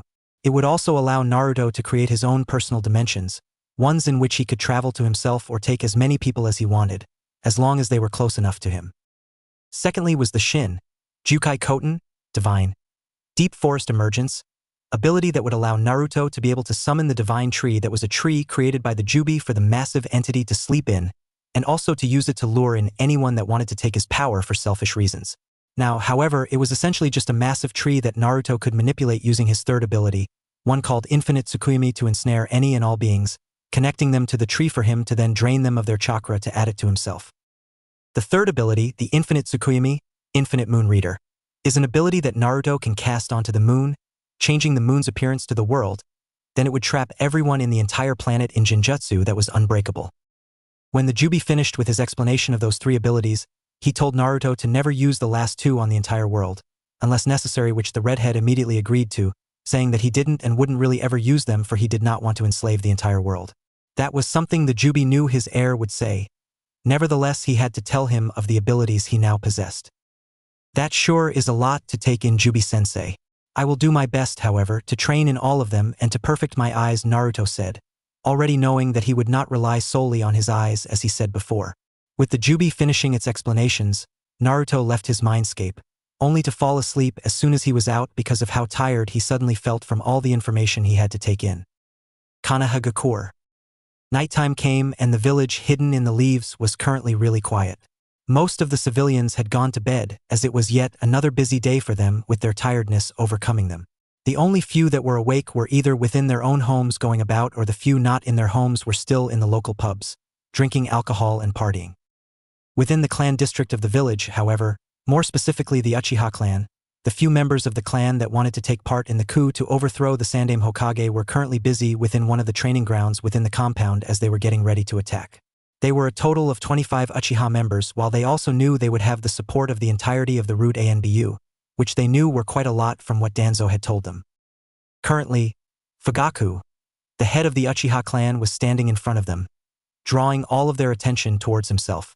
While he was disappointed in the rest of his clan, more specifically his wife, Fugaku knew that he had run out of time to try and get the rest of his clansmen to join him in his cause. He did feel proud, however, with his eldest son standing next to him as he began talking to the people in front of him. My fellow brethren, I know not all of us are here like I had hoped, but fear not, as Danzo had promised to have all his root ANBU join us, which consists of well over 200 shinobi. While the rest of our clansmen have disappointed me, I know that in time they will see reason and join us. For now, we fight for them and for our honor that was taken from us. Older man began, talking loud enough for them all to hear. Fugaku was a proud man, knowing that even though he spoke loud enough that the other members of his clan could hear him, that was not part of the coup, that they would not betray him, as he was the clan head and had the support of the elders, which were all sitting along the side while Fugaku gave his speech. Tonight we take back what is ours. Too long have they blamed us for what happened 8 years ago. Too long have they pulled our power away from us, forgetting that we along with the Senju are the founding clans of this village. They have shamed us, now we fight back, he said, while all of a sudden Danzo, along with all his root ANBU, appeared within the compound as well. Taken aback by the sudden appearance of so many ANBU members, Fugaku could only look on in surprise until the old warhawk spoke. Fugaku, are your men ready? The bandaged man asked, only to receive a nod from the younger man, which caused the warhawk to scoff internally. Disrespecting child. You will learn your place tonight, he thought as he was about to talk again, only for his well-trained eye to catch on to someone he did not expect to be here, and it also caused him to panic internally. Hatake Kakashi, what are you doing here? The old man asked, causing everyone to turn towards the man as fast as their bodies allowed them to, while they could only look on in shock for a second, turning dead serious the next moment as the silver-haired man replied in a serious tone of voice. Well, Danzo, we're here to kill you all, he replied, shocking everyone as they did not know that the Hokage knew about what they planned. Danzo, however, wondered what he meant by that, only to find out a second later when Itachi drove his sword through his own father's heart, catching the Uchiha clan head off guard completely. Itachi, why you too? Was all the older man was able to say before his son decapitated him without remorse. That caused everyone to jump into action, after which Kakashi killed 2 root ANBU before an Uchiha drove his kunai through Kakashi, believing him to have killed one of the insane 2 who would attack a group of well over 200 shinobi. That was until the Kakashi in front of him disappeared into a puff of smoke. Kagebunshin? They all thought until they heard the familiar sounds of what sounded like 1,000 birds chirping. Chidori! Came the voice of the original Kakashi as he drove his lighting-covered hand through another root member's heart. Danzo could not believe what had happened in the span of mere seconds, as he regained himself quickly and ordered every member to attack and kill the 2. He then had to jump away as he was attacked by the Uchiha prodigy, causing him to look at the younger man in anger.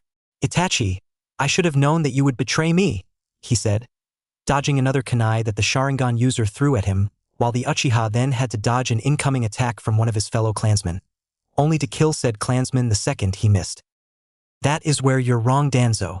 I've never been on your side to begin with, he said before putting a little more chakra behind his eyes, which then formed into his Mangekyo Sharingan, something that caused the old warhawk to slight gasp. You kill Shursui, so now you die. Koto Emetsukami, came Itachi's voice, yet at the last second a root ANBU member had jumped in front of his leader as he wanted to protect him from whatever Itachi would do. Only he and the old warhawk never expected Itachi to have that technique, which the root member was now under the influence of, until Itachi simply threw a lighting-enhanced kunai at the man that went through his head, killing him instantly. Those eyes are mine! The old man warhawk yelled out in anger, finally knowing what had happened to Shursue's eyes, and it made him angry. No, Danzo, they are not, came a voice that caused everyone in the battle to stop in shock, all of them knowing who that voice belonged to, while Kakashi took the chance to kill another Uchiha. Itachi just stood there and did nothing, knowing that now the real battle would start when the Sandaime Hokage appeared, which caused Danzo to grow angry. You knew Hiruzen! He spoke in an angry tone of voice, clearly not showing why he was called a warhawk, as he was letting his anger overcome him. Scoffing, Hiruzen replied, This is my village, old friend. You truly believe me senile and blind? Look at you now, pathetic. With that, Hiruzen, Kakashi, and Itachi jumped into action, this time showing everyone else why they were the most feared people in all of Konoha, with 3 people going against well over 200. Danzo wanted to flee, only for the man to appear that he was in contact with. "Danzo, you appear to have failed," came the voice of orange masked man wearing a black coat, something that shocked Hiruzen slightly. "Itachi betrayed us," Madara, the bandaged man, replied, shocking those who were not fighting at the moment as they heard who they now had on the small battlefield. Madara, as Danzo had revealed, was about to attack to assist the old man, only for him to stop when Itachi came at him with high speeds while Kakashi and Hiruzen kept fighting the overwhelming amount of people. Hiruzen with adamantine staff in his hands and Kakashi with his Chidori in his one hand along with his Sharingan revealed. "Come, boy. Let's see what you can do," Madara replied as he and Itachi began to battle. Danzo, on the other hand, slipping into the darkness of the night, unseen by everyone fighting as they were too focused on their fights. "I do not believe that you're Madara. If you are, then show me," Itachi spoke stoically as he and Madara clashed kunai against one another. "It doesn't matter what you believe, boy.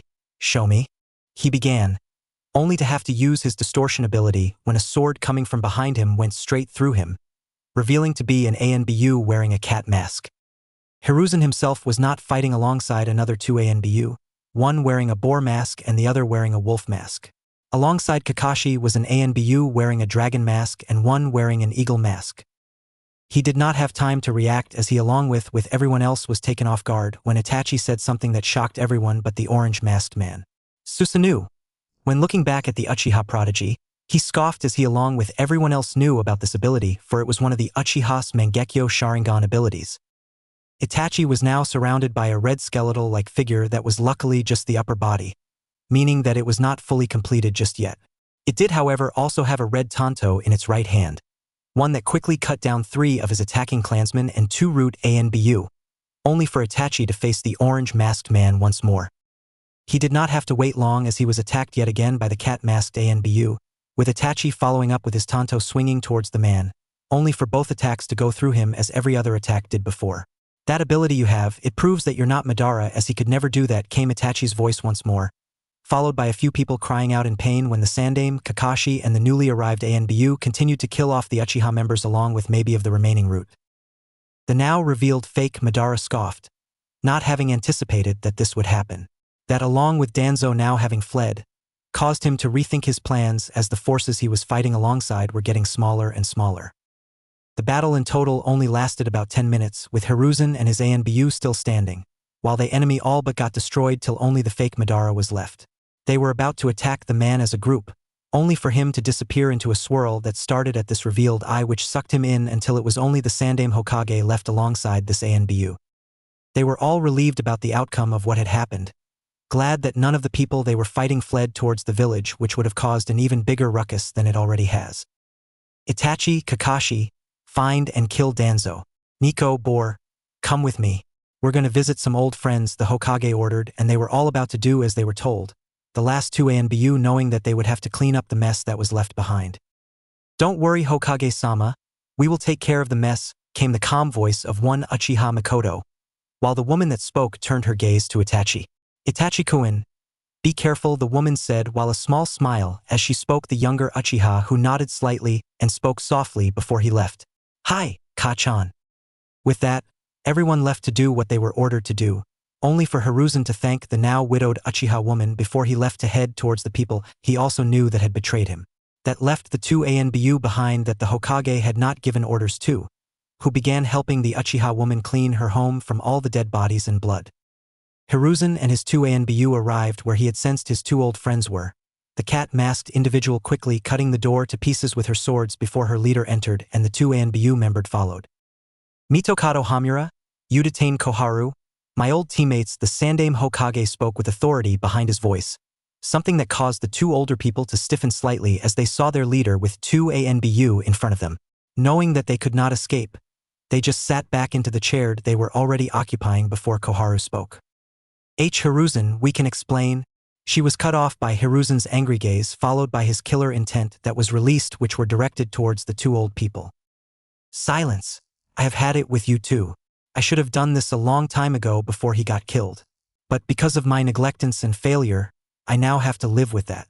I know you 2 betrayed me, He began, and all of them knew exactly who he was, that the Hokage revered, as too ashamed to even say his name.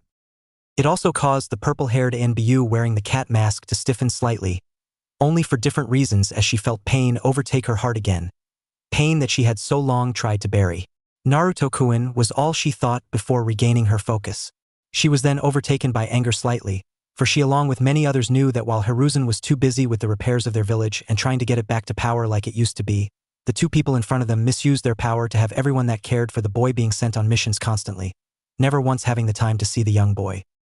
When they found out about it, they were too late, as the boy had already been missing for a very long time. They later found out that he was kicked out of the orphanage when he turned 3, which resulted in a lot of people getting angry, as they were told that the boy was always safe and well-fed. Such were the reports from the two Chunin at the time that was looking over him. Finding out that he was gone and that the Chunin in question were also gone, while then finding out about them lying to their superiors, caused everyone to become angry. The purple-haired woman being one of them, along with Hiruzen, Kurenai, and Anko. Although none of them got as angry as Kakashi, and when he found out, the legendary Sannin of Konoha known as Jiraiya. The white-haired Sannin found out a bit too late to do anything about it, as when Kakashi found out, he went to the orphanage along with Hiruzen, who first questioned the then scared woman, after which she revealed everything she knew. In his anger, Kakashi rammed his Chidori through her skull, something the Hokage knew he could do, as he too wanted to do it, only he refrained himself from doing so. That day Hiruzen charged everyone who had been working in the orphanage and who also know about Naruto being thrown out, to be killed, as they went against the leader's law that later then taken away when they could not find Naruto at all. On one question, the Hokage, as what he said was law, as they also did not want to anger the man, nor did they want to anger Kakashi any more than he already was, along with Jiraiya of the Sannin when he found out. They were all angry at the Hokage at the time as well, for his lack of doing anything until it was too late. After that, Kakashi became more reserved than he already was, and Jiraiya was rarely seen inside the village anymore. Kurenai became increasingly sad over time, causing her to stay a Chunin, while Anko got promoted to Tokubetsu Jonin after she kept training. The one that went the furthest of the three women was the purple-haired Bijū wearing the cat mask, as she fell into training so much that she eventually became an Bijū working alongside Kakashi, where she still was now and hoped to soon be an Bijū captain herself, as she wanted to be one, while Kurenai had her Jonin tests coming up soon. That was the pain that Hiruzen had to endure for so long. Now he finally had enough, as he stood in front of his old teammates. "I do not care what any of you have to say. You do not deserve it," was all he said before he nodded, causing the two Bijū with them to move quickly, decapitating both Hamura and Koharu in one go. Not saying anything else, the Hokage left to head back towards his office, hoping that Itachi and Kakashi were able to find the old Warhawk, while the two Bijū that remained behind quickly cleaned up the place. They knew that their leader was very angry at the moment, he was just good at hiding it. Kakashi and Itachi, on the other hand, when they had arrived at the base that belonged to Danzo, found it to be empty along with everything else. They then searched the entirety of Konoha, not finding anything even after 3 hours of searching. "I believe he has fled while we were killing his root," came the cold voice of Kakashi, who then covered his Sharingan to stop using chakra as it was taxing on him, something that Itachi knew.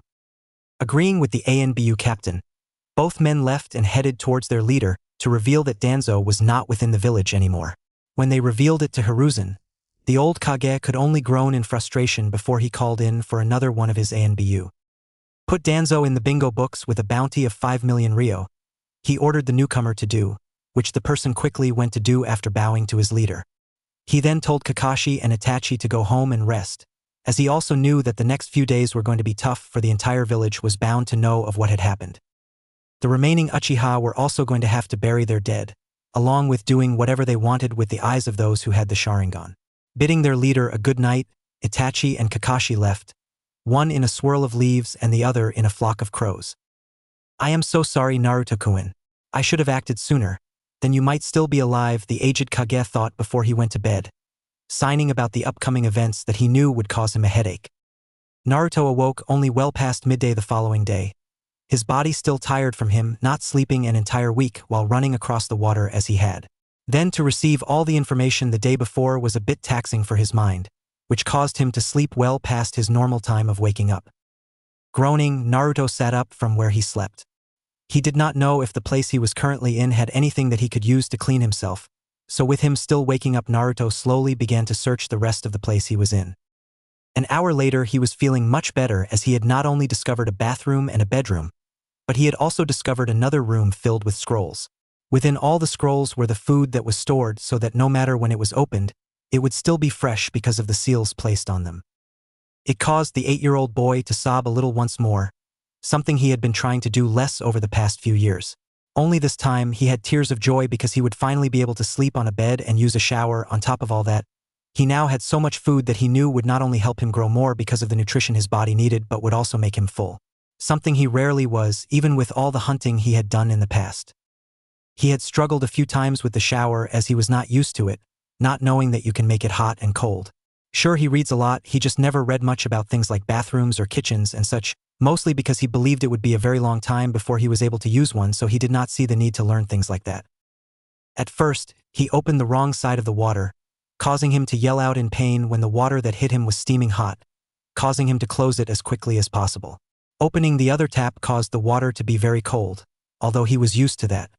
He did, however, quickly figure out when you opened them both, that the water would still be hot, only much more bearable.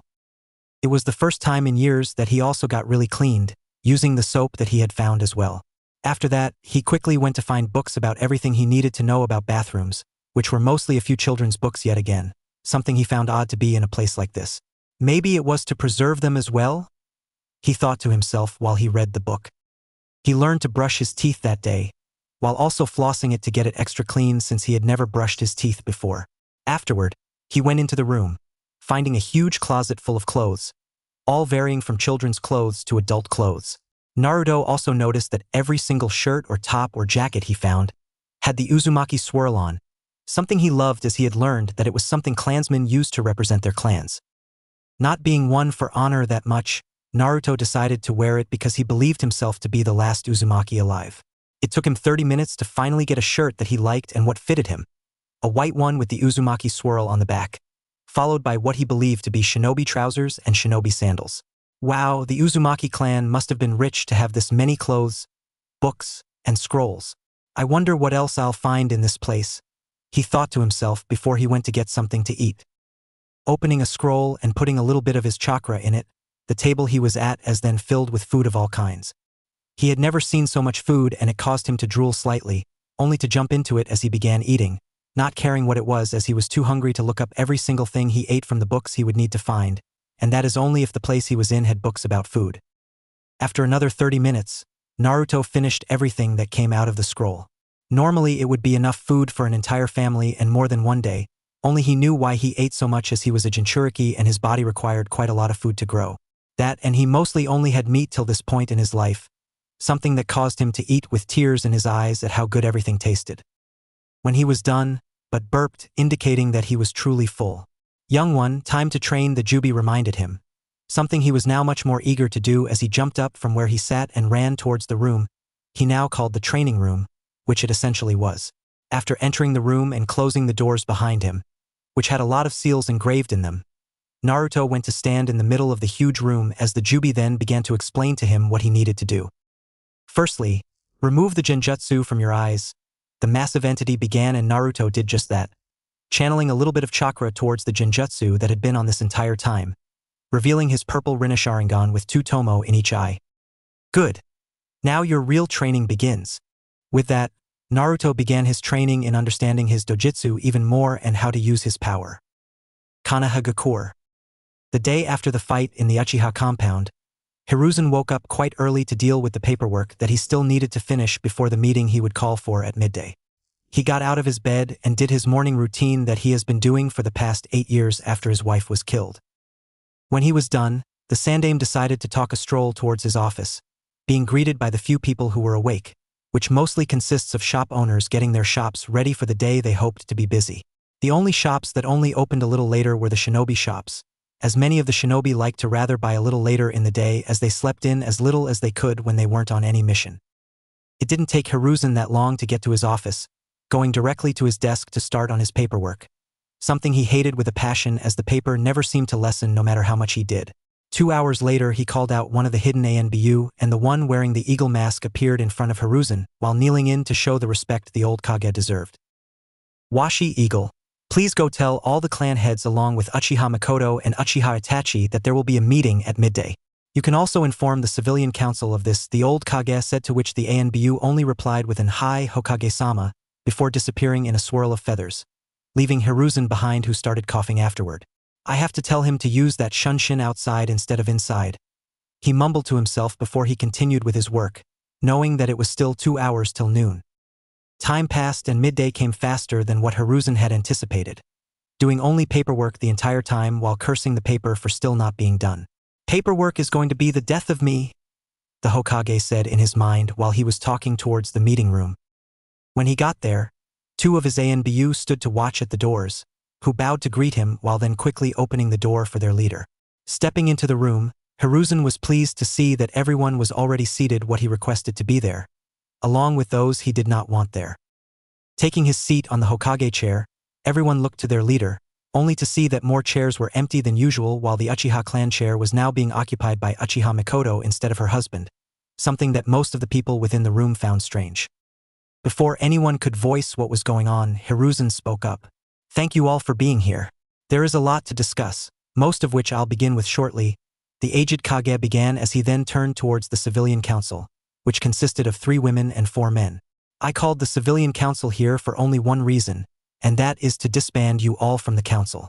As of today, there will never be a civilian council anymore. As soon as he finished, an uproar began as one of the men jumped out of his chair.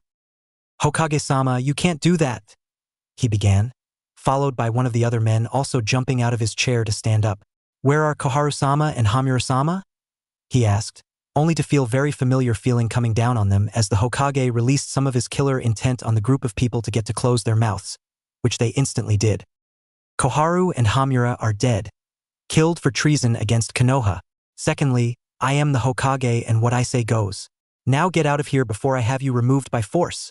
He spoke in a calm yet commanding voice, something that made most of the shinobi side of the council smile slightly as they finally saw the day where their leader grew a backbone, while still a bit shocked by what Hiruzen had just revealed about his former teammates.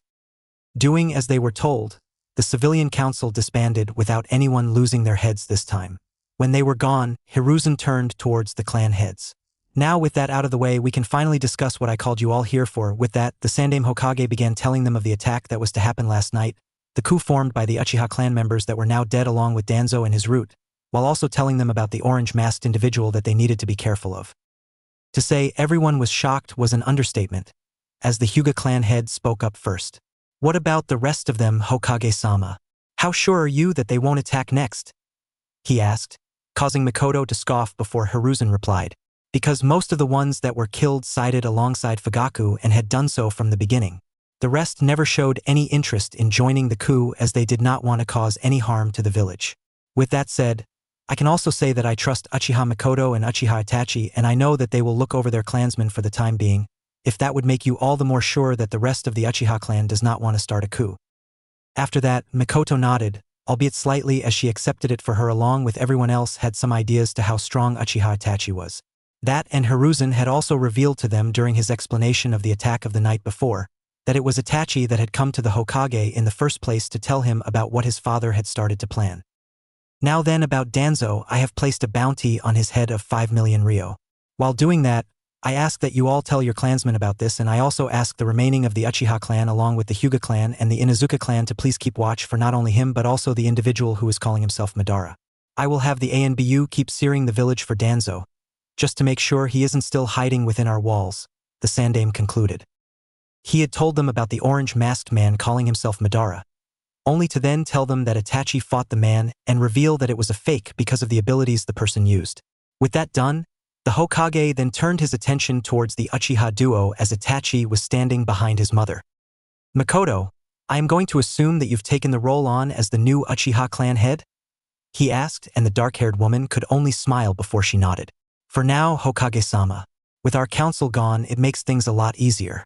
I have decided that I'll be the clan head until Itachi gets older, the woman said while Itachi remained as stoic as ever, never once showing any emotion on the outside, while on the inside his mother knew that he was still sad about having to kill his father. She was a little sad, although not a lot, as she had tried for months to have him stop with his stupid plan. Look what happened now, Fugaku, Mikoto thought to herself before the Hokage replied. Very well, if that is your decision, was all he said before the meeting was adjourned, causing everyone to leave to tell their clansmen about what had happened and what they needed to do. Hiruzen then left to head back to his office, taking his time as he just wanted to go to bed instead of doing paperwork. He also knew that word of the attack would reach the entire village soon and many would question him just like Hisashi had. Something he wasn't looking forward to. Unknown location. In a dark cave, 5 figures stood in a circle instead of the normal 12 people. One of them being the now revealed fake Madara and the one next to him on his left being the plant-like man Zetsu. The first one to speak was one of the other 3 people in the room, all of whom were holograms. What happened in Konoha, Madara? I thought you would get Itachi to join us and that Konoha would lose power. The man with long straight hair spoke as he directed his gaze towards the Uchiha. Itachi will not join us, unfortunately. He is a lot stronger than what we anticipated, especially with his new Sharingan. While I fought him, however, Danzo fled and left me alone. The Hokage was there as well, along with Hatake Kakashi and a few and Bijū that took out all of the Uchiha that was with Fugaku and also killed all the root that was there, the masked man revealed. Something that did not come to such a surprise to everyone. So with Itachi as a threat to our cause now, how do we process? We can't just wait for someone to unlock this Rinnegan you've had us searching for the last few years. I know it's something we need, but we have not seen anyone being able to unlock it, so we must accept that it does not exist anymore. The other unknown man spoke up. This one having spiky hair while also seemingly wearing the same coat as everyone else. We gather allies and leave Konoha for now. We are also getting more requests from Iwagakure, so we will work with that for now. Zetsu is also working on gathering more intel about all the nations, while also working on our army. Not having the Bijū nor the Rinnegan is a massive setback. Nevertheless, we can't just stop because of those 2 objects, the masked man said, and no one else said anything else before they all left, each with their objectives they needed to complete. Konohagakure. 6 months have passed since the attack in the Uchiha compound, and just like Hiruzen had guessed, only 2 days passed after that for the entirety of the village to know. He knew that if the village knew about it, then it was only a matter of time before the other villages knew. Like Hiruzen had predicted, many people started asking questions, all of them initially wanting to know if the Uchiha clan can be trusted or if they will attack again. When their Hokage assured them that they would not, some people believed them while not all. It took the village 6 months to see that the Uchiha didn't want to attack and they only wanted to be like it used to be, in the old Uchiha compound with the power they deserved and was well respected for. The villagers grew more happy with the Uchiha clan after that, even more so because of Mikoto and Itachi. They loved the Uchiha clan head as she was way friendlier than her late husband. Mikoto had also taken initiation of getting the Uchiha clan back into their old home, something Hiruzen had agreed with instantly. Then they began patrolling the streets more like the Konoha police they were. What was the most surprising thing was when the Uchiha clan head asked the Hyuga clan head if they could team up, so to speak, with the Hyuga and Uchiha then patrolling in groups alongside an Inuzuka. It made the village feel more secure, more so after learning about the betrayal of the village elders. To have the Uchiha, Hyuga and the Inuzuka as Konoha's police was a huge step in defense while the Uchiha was still in control. They just worked well alongside the other 2 clans in protecting the village, something every Hokage wants. While the village went about their normal days after that, Hiruzen on his part did not expect one of his rising Chunin to be standing in front of him, asking to take a very long time and leave. The Chunin being Yuhi Kurenai, who was also the aspiring Genjutsu mistress. She would have been a Jonin by now, had she not withdrawn from her exams after she said that she didn't feel ready just yet. That being the reason why she was currently standing in front of the Hokage, who could only sigh before he spoke. Are you sure that is what you want, Kurenai? I mean, 4 months is quite a long time to want to take leave. Normally I would decline something like that as it's a very long time and we need all our shinobi to work hard to get the village back where it once was. He began, taking a puff of his pipe before he continued. Although with how the village currently is and with the Uchiha clan opening up as they did, and while I also know that you wish to become a Jonin, I'll allow it. You declined in taking your previous test to become a Jonin, so I hope that with this time off that you'll be able to get where you want to be, the old man said while he smiled at the woman in front of him, who in return bowed slightly before she spoke. I appreciate it, Hokage-sama. Thank you. I also know this might be a little too much, but I ask to be allowed outside of the village as I want to train away from Konoha for the time being. I know that raises questions, but I ask this as a favor while I will also give a full report to where I went once I come back. That is if you'd allow it, the red-eyed woman asked, something that completely caught Hiruzen off guard. He stayed quiet for a minute, only to smile afterward as he then took out a piece of paper from his drawer and signed it, handing it over to the red-eyed woman afterward. I'll allow that as well, Kurenai. Just please be careful out there. You know how it can be, he told her before she bowed to him and thanked the old man, leaving afterward in a swirl of leaves. Kurenai then went to her apartment to get ready for her trip, something she hoped to be a success. When she got home, she quickly entered it and began packing her things into a scroll, not wanting to carry heavy like most shinobi that's Chunin and above did. While packing, two individuals appeared within her house as they had opened the door and walked in, something Kurenai did not mind as she knew who they were, that and she had asked them to meet her in her apartment while she was busy getting ready for her trip. Anko Yugao in here. Kurenai called from her bedroom while she was busy putting away another set of clothes for herself. Normally one would think that this sort of behavior was normal as many people had taken leave to go train. Only her friends knew her better than that, which made it very strange for the Ice Queen of Konoha to suddenly want to take a 4-month vacation outside of the village. Nai-chan, what did you want to talk about? You've been acting strangely for the past few months, the purple-haired woman that wore a green coat over her shinobi wear asked, as she was worried about her friend. The same went for the other purple-haired woman, Yusuke Yugao, who was currently wearing standard Konoha Bijū attired with her mask off. The woman in front of her were her best friends and they knew about her being the cat-masked Bijū, while many others didn't. I am worried about you as well, Kurenai-chan. Are you going to tell us what's going on with you? The other purple-haired woman asked as she looked at her friend, only for her become even more worried as the Anko saw tears in the red-eyed woman's eyes, something only they ever rarely saw. I have to go. While I know this is sudden, I trust you two more than anyone. I want to tell you what's going on. I honestly do. She began, wiping the tears from her face before she continued. But I know if I tell you where I'm going and who I'm hoping to go meet, you'd go tell Hokage-sama and that would break the trust he has for me. Even if it's just a little and we only spent one day together so far, she said, causing her two friends to look at her with wide eyes that then formed into different ones as they now had smirks on their faces. You got yourself a lover, Nai-chan? Not that we judge, we just didn't expect the Ice Queen of Konoha to have a one-night stand. So, who's the lucky guy that took your virginity and why would it break his trust for you if you tell us? We won't tell Hokage-sama and I honestly don't know if he'd want to hear something like that, came the flirtatious voice of Anko who couldn't help herself as she teased her best friend. All the while Yugao also had a smirk on her face only to then blush at what Anko had said.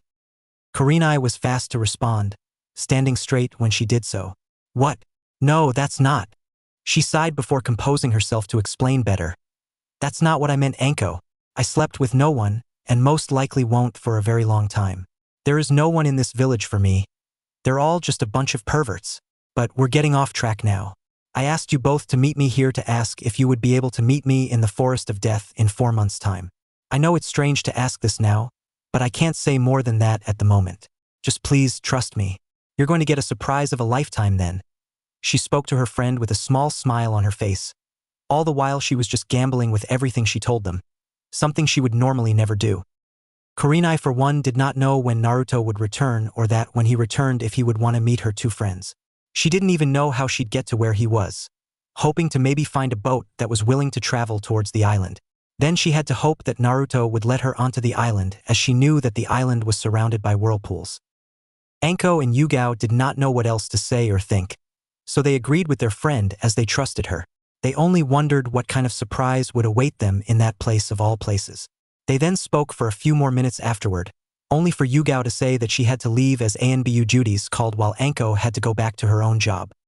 Finishing with everything she would take with her, Kurenai sighed as she along with her two friends knew that this was not Kurenai-like at all. Nevertheless, they trusted each other to the point of them calling each other sisters in all but blood. Locking her apartment, Kurenai put her 3 scrolls into her pouch before she left, heading for the gates that would allow her to leave Konoha for 4 months. After signing out and showing the guards at the gate her papers and the signature of their Hokage, Kurenai set out to head towards Yuzushigakure no Sato while she just hoped that what she was doing was the right thing. A week later Kurenai arrived at a small town, one that she knew had many boats as the town was located next to the ocean. She went to the docks and began asking around if anyone was willing to take her to Yuzushigakure, which most of the people declined because of the whirlpools that surrounded the island. After almost giving up, an old man with gray hair and a gray beard who was her height approached her as he had heard about a woman with beautiful red eyes asking to go to Yuzu. My lady, I hear that you seek passage to Yuzushiogakure. While most of these people would never go there, I can take you.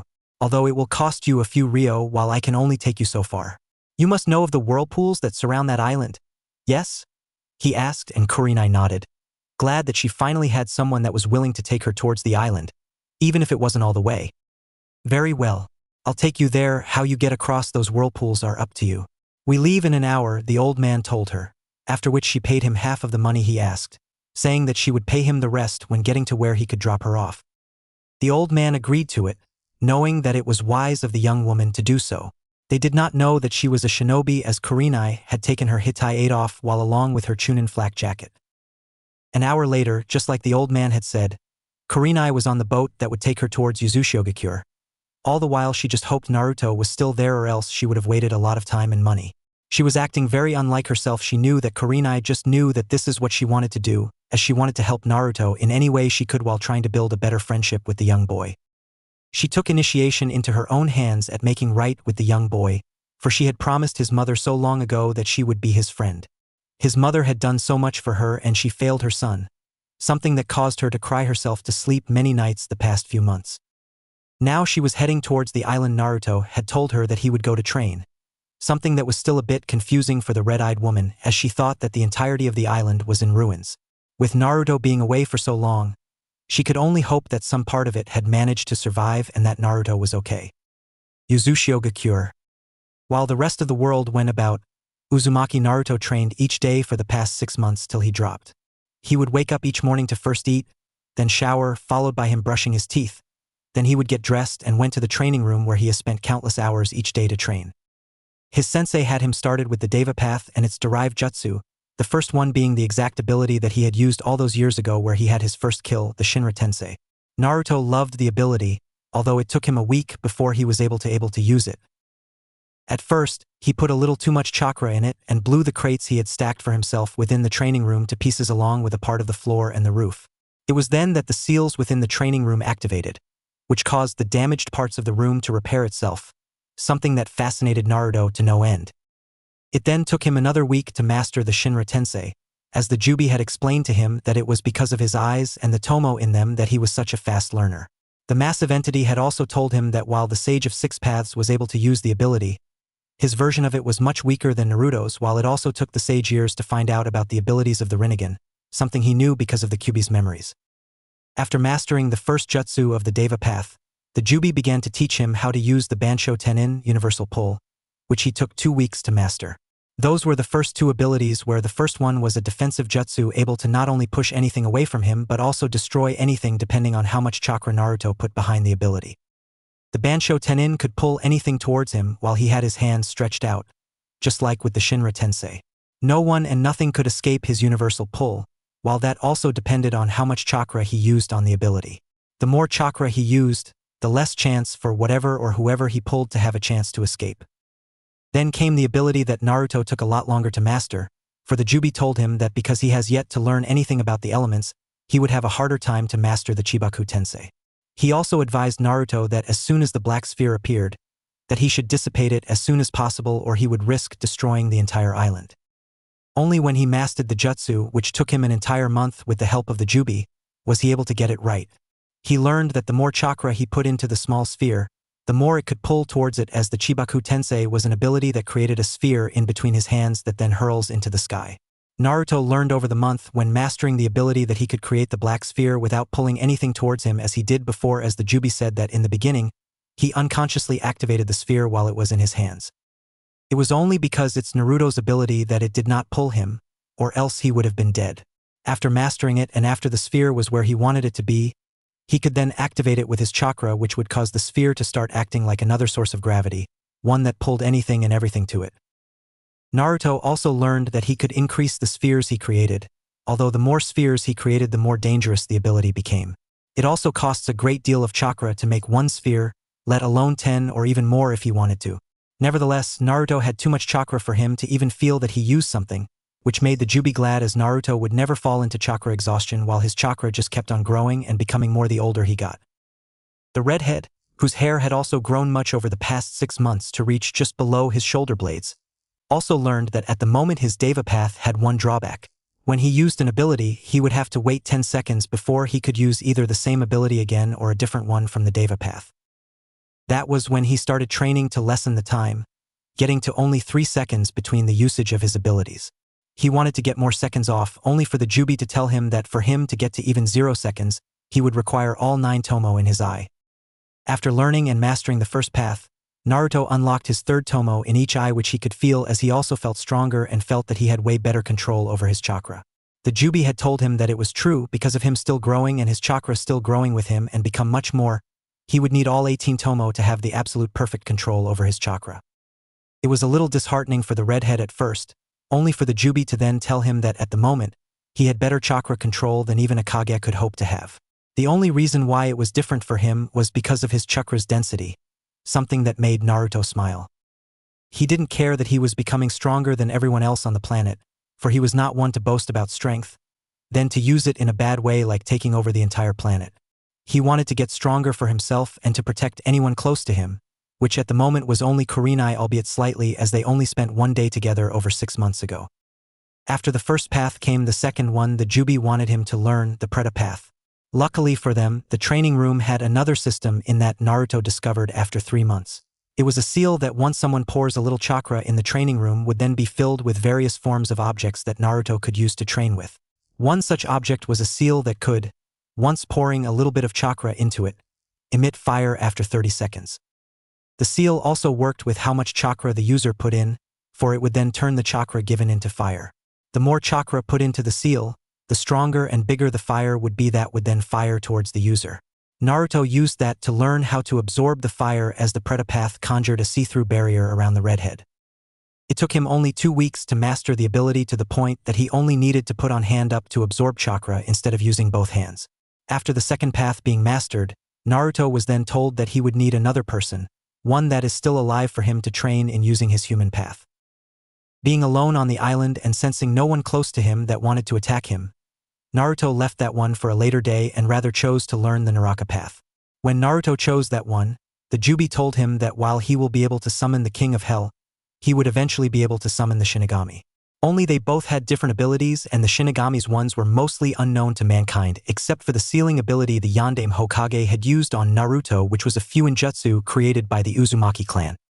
It took Naruto only a mere 2 days for him to be able to summon the King of Hell, which he was able to do with ease once he got the hang of it and with his now even better chakra control. Summoning the King of Hell, a large head entity that sprouts out from the ground and is also surrounded by purple flames, made Naruto aware of the 2 abilities that came along with it. One being interrogation, where Naruto would then be able to do just that, interrogate the person he was holding, which would be paralyzed because of the head figure. The King of Hell would then unzip its mouth to release tendril-like arms that would draw out an apparition from the victim's life force energy in the form of a large tongue. Naruto would then be able to question the victim, and the King of Hell would pass its judgment. If the person lied or refuses to answer, the King of Hell would rip the large tongue from the victim and consume it, which would then kill the person. If the person told the truth, his or her life would then be spared, as the King of Hell would let the large tongue go, freeing the victim from its hold while also causing the victim to become exhausted. The second ability is called Restoration, which the King of Hell summoning its tendril-like arms again, only this time it would then take hold of whoever Naruto wants to heal. Then it would put the person in its mouth and heal them, only letting the person go whenever they are fully rejuvenated. The Jubi also told Naruto that by using the Naraka path, he could transport bodies and souls by using the King of Hell. Something that Naruto also saw when he summoned said entity was that it had also had the Rinnegan, albeit without the Tomo. That is because it's your summoning and exclusive to someone having the Rinnegan, was what the Jubi had told him, only for Naruto to realize, when he summoned the kind of hell, that he could see through the eyes of the head entity, something he was completely unused to, even though he knew about that little ability since the Jubi had told him about it. With the Naraka path out of the way and mastered, Naruto moved on to the next path that he was currently busy with, the Asura path. He found it very odd when, after 2 days of him focusing for more than 6 hours each day by meditation, that he was able to form mechanical limbs. At first, he was only able to form 2 additional mechanical arms which could then fire missiles, only to increase that ability by 2-fold. It allowed Naruto to form 4 arms from his own body, all of which could then fire missiles if he so wished. He then learned how to transform the already formed arms into massive blades, while he could also form a second head which would also be mechanical. Naruto would then also be able to share the vision with his second head, although he didn't want to make an extra head as that would be creepy to him at the moment. A week later, Naruto learned how to fire missiles from his own two arms, while he was also able to learn how to transform one of his arms into a blade while also transforming the other arm into a massive shield, something Naruto found odd, yet he enjoyed it as it was different. He wanted to continue with his training, only for the Jubi to stop him after 6 months and 2 weeks, telling the young boy that he sensed 6 chakra signatures heading towards the islands.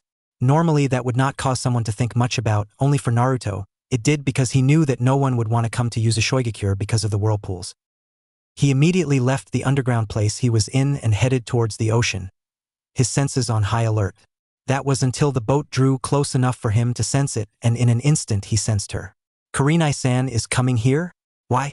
And who are the people she's coming with? He thought to himself as he stood close to the water, being able to see the whirlpools in front of him. Naruto waited for 2 hours until finally he sensed it while also seeing it. Kurenai had jumped off of the boat and was running towards the island, only to stop to not be caught in any of the whirlpools. Because of his vision, he was able to see extremely good, even if he already had the genjutsu on yet again. Seeing that the boat was leaving, Naruto thought for a few seconds before he bit into his thumb and threw his blood at the whirlpool as fast as he could before the wound healed.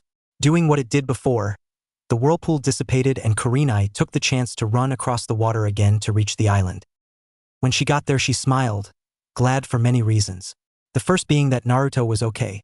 The second being that he allowed her passage onto the island without even talking for over 6 months now, as she was not sure if he would want her with him while he trained.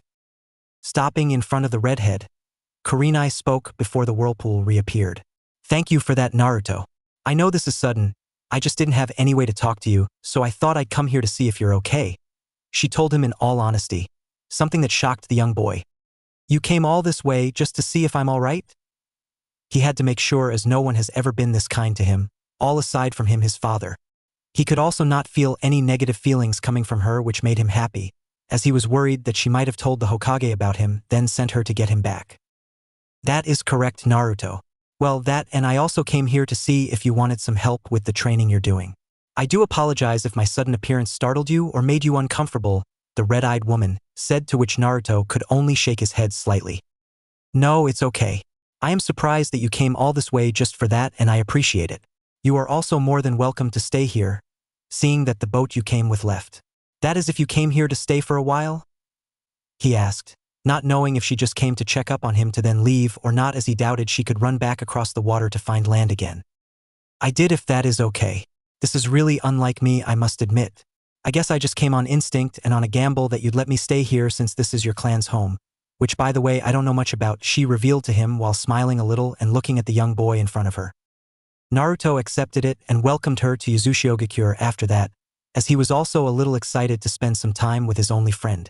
Sure, it would mean that he wouldn't be able to train in his dojutsu for as long as she stayed, something he knew he would have to talk about with the Jubi. "It's okay, young one, you needed the company and you do need the friendship, which I believe could become a strong one in time. For training, I was planning on having you start practicing calligraphy so that you can learn Fuinjutsu," the Jubi had told him, since the massive entity could hear his thoughts.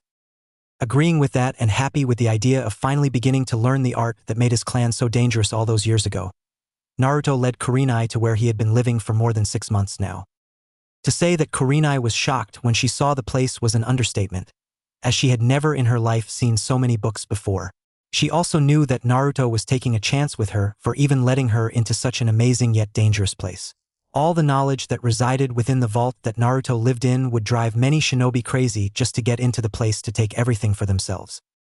She knew, however, that Naruto would most likely kill anyone if they did try to steal what now rightfully belonged to him. Kurenai could just hope that he didn't have to kill anyone anytime soon, although she still had a lot to learn from the young boy, as they weren't exactly close friends, which Kurenai hoped she could change in time. After entering the vault and the doors closed on themselves once more, Naruto showed her to where he slept, and Kurenai was glad that the place not only had a bathroom and a bedroom but also had more than one bed.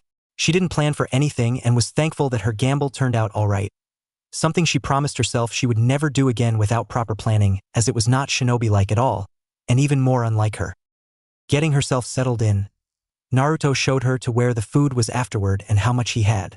He also asked her how long she wanted to stay, which caused her to smile at him before she replied, "If it's okay with you, I'd like to stay for maybe 4 months. I know it's a very long time and that you don't trust me a lot, and I also know it was stupid of me to just come here like this. I just didn't want to fail you again. Your mother did so much for me and taught me so much that I, in all honesty, wouldn't be able to face her when I die one day, she revealed to him, still feeling ashamed of how much she had failed not only him but also his mother.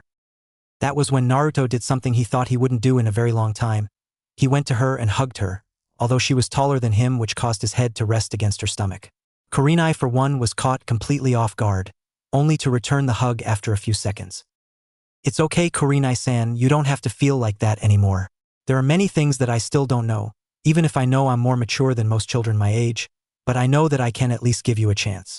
It's just a little difficult for me is all, since I've never had anyone to be close to, so I don't really know what to do, or if someone would betray me again and try to kill me, he revealed to her, wanting to be honest with her about that. It shocked the red-eyed woman slightly again, although not much. Since that day over 6 months ago that they spent together, she couldn't be happier that he was alive and that she was willing to give her a chance to gain his trust. Then okay, how about we both learn in this time how to trust one another? That is, if you'd allow me to stay here for that long, she told him, and he happily agreed that she could stay with him if it also meant that he could learn how to trust his only friend as well as the other way around. Naruto would try as best he could and Kurenai would do so as well, only the redhead didn't know how long it would take for him to trust someone to the point where he would reveal his dojutsu to said person. Only time could tell, and at that moment both red-eyed woman and red-headed boy were willing to start building a friendship. For months passed rather fast for both Naruto and Kurenai, who had gotten closer than what they thought was possible in such a short time. Each day Naruto would practice with his calligraphy, continuing to improve it as much as he could, all the while he took to it as a fish takes to water. He became fluent in it to the point that he could do it with his eyes closed, something he wanted to achieve and was glad that he did so in only 2 weeks. All the while Kurenai offered to help him as well, and since she's a Genjutsu specialist, she began training Naruto in the arts of Genjutsu while the young boy was very happy about it. Kurenai also quickly learned that Naruto had amazing chakra control, something that was a little shocking to the older woman since she remembered his mother telling her that an Uzumaki had a lot of chakra, and because of that, they kinda sucked at chakra control and had to spend more time than any other clan to become good at it. While they started to train together, they also learned more about each other. Naruto learned that her parents, Yuhi Hiromi and Yuhi Kenzu, had died when she just became a genin at the age of 7. Fortunately for Naruto, he did not have to ask the older woman her age. She told him that she was 21 at the moment and that her birthday was on June 11th. Naruto learned that on her birthday, which he then took the time to go into the bookshelves to get her a few scrolls regarding Genjutsu. Kurenai did not expect it at all and was even a little reluctant to accept it since it belonged to his almost extinct clan. Having none of that, Naruto told her that he didn't have anything else and that as her friend, he would like for her to at least learn them since she didn't want to have them. Accepting that, she was surprised to see what he had gotten her, as the Genjutsu varied between 2A ranked jutsu, 3B ranked jutsu and 1C ranked jutsu. She was very happy with what he gave her and even hugged him to show it, something the young redhead was warming up to more and more as the months passed. The young boy concluded in his head that she was only 12 years and almost 4 months older than him, as he was turning 9 soon, which he found out that she already knew because of his mother. He also learned that she was only in the academy for 2 years, then became a chunin at the age of 13. She was at the moment still a chunin, having not done the jonin exams as she didn't feel that she was ready. Genjutsu, being one of the most difficult arts to master, especially if one chose it as their field of expertise. She was also the aspiring Genjutsu mistress, something she took great pride in, as not a lot of people believed that women could be just as great shinobi as men. The more Naruto learned about her, the more he liked her and began to trust her a little more as the months passed. Kurenai, being the same, and she found that he was not only the most talented boy she had ever met, Naruto was also extremely strong and very fast. The red-eyed woman called him a genius this world has never seen before, that coming from someone who had learned about all the past Hokage and how great they were was saying something. Naruto didn't have any way to respond to that when she called him as such, as he could only blush in embarrassment. Naruto was able to also start learning the arts of Fuinjutsu, something he found that he loved even more than how much he loved Genjutsu when Kurenai began training him in it. He knew that it would take him some time to master both arts, and Kurenai believed that from seeing him go about like he did each day he trained, that he would master them faster than what was humanly possible. Only, she had no idea how close she to the truth about that, since Naruto's Rinne-Sharingan made him learn things extremely fast. Kurenai also learned most of the things that had happened to Naruto in his past, of all the pain he had to suffer and how he was forced to live. It caused a woman to not only cry and hug him, but also to become angry at the people of Konoha, and she felt ashamed of them. She would have told him that she would protect him from now of as much as she could, if not for the fact that he only seemed to become faster each time they spared in the training room.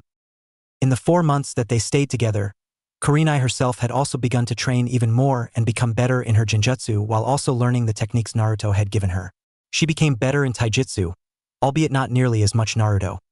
All the while she lived each day with a smile on her face, as she and the red-headed boy continued to grow closer, while also helping each other in any way they could. Naruto now trusted Kurenai quite a lot, although he has yet to tell her about his dojutsu or his body Kekkei Genkai. He did, however, reveal something to the red-eyed woman about a month ago. It was a normal day for both of them, and they had just finished their spar for the day when Naruto felt that he needed and wanted to tell her about his chakra. Kurenai-chan, there is something I want to show you. I trust you, and I know this isn't going to sound as much, but I want to show you my chakra, he had told her that day. Something that caused the older woman to look at him with curiosity, as she had then told him that if he trusted her, he could show her.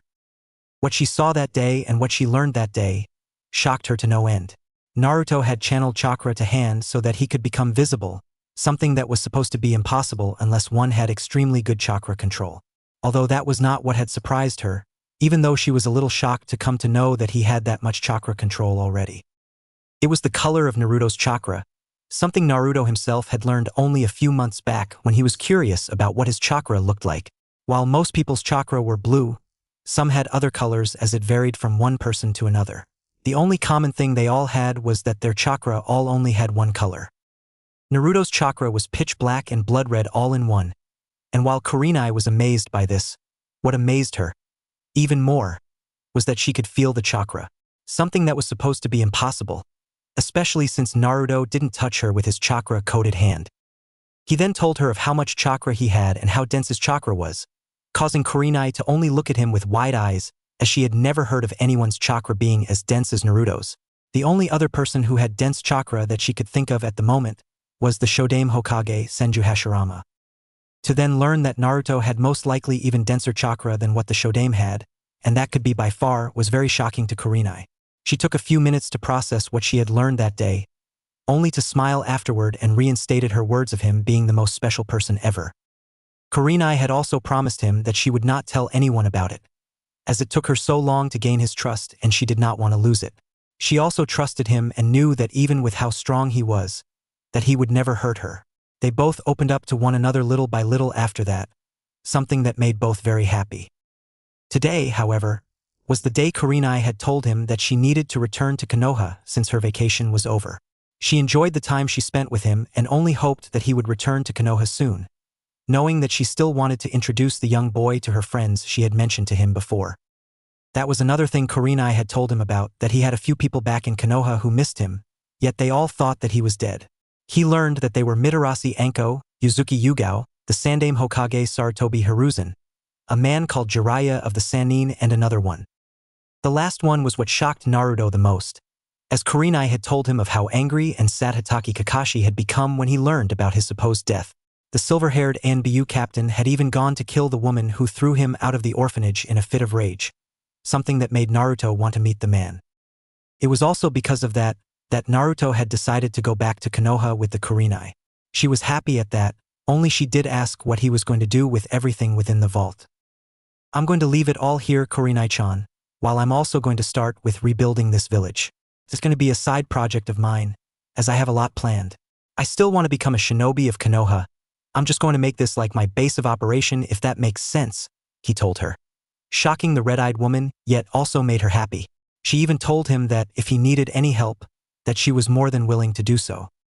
Afterward, both Kurenai and Naruto left the vault, with Kurenai taking all of her belongings and Naruto took nothing, since he knew that back in Konoha, he had a home that belonged to his parents and he hoped that he could move into it soon.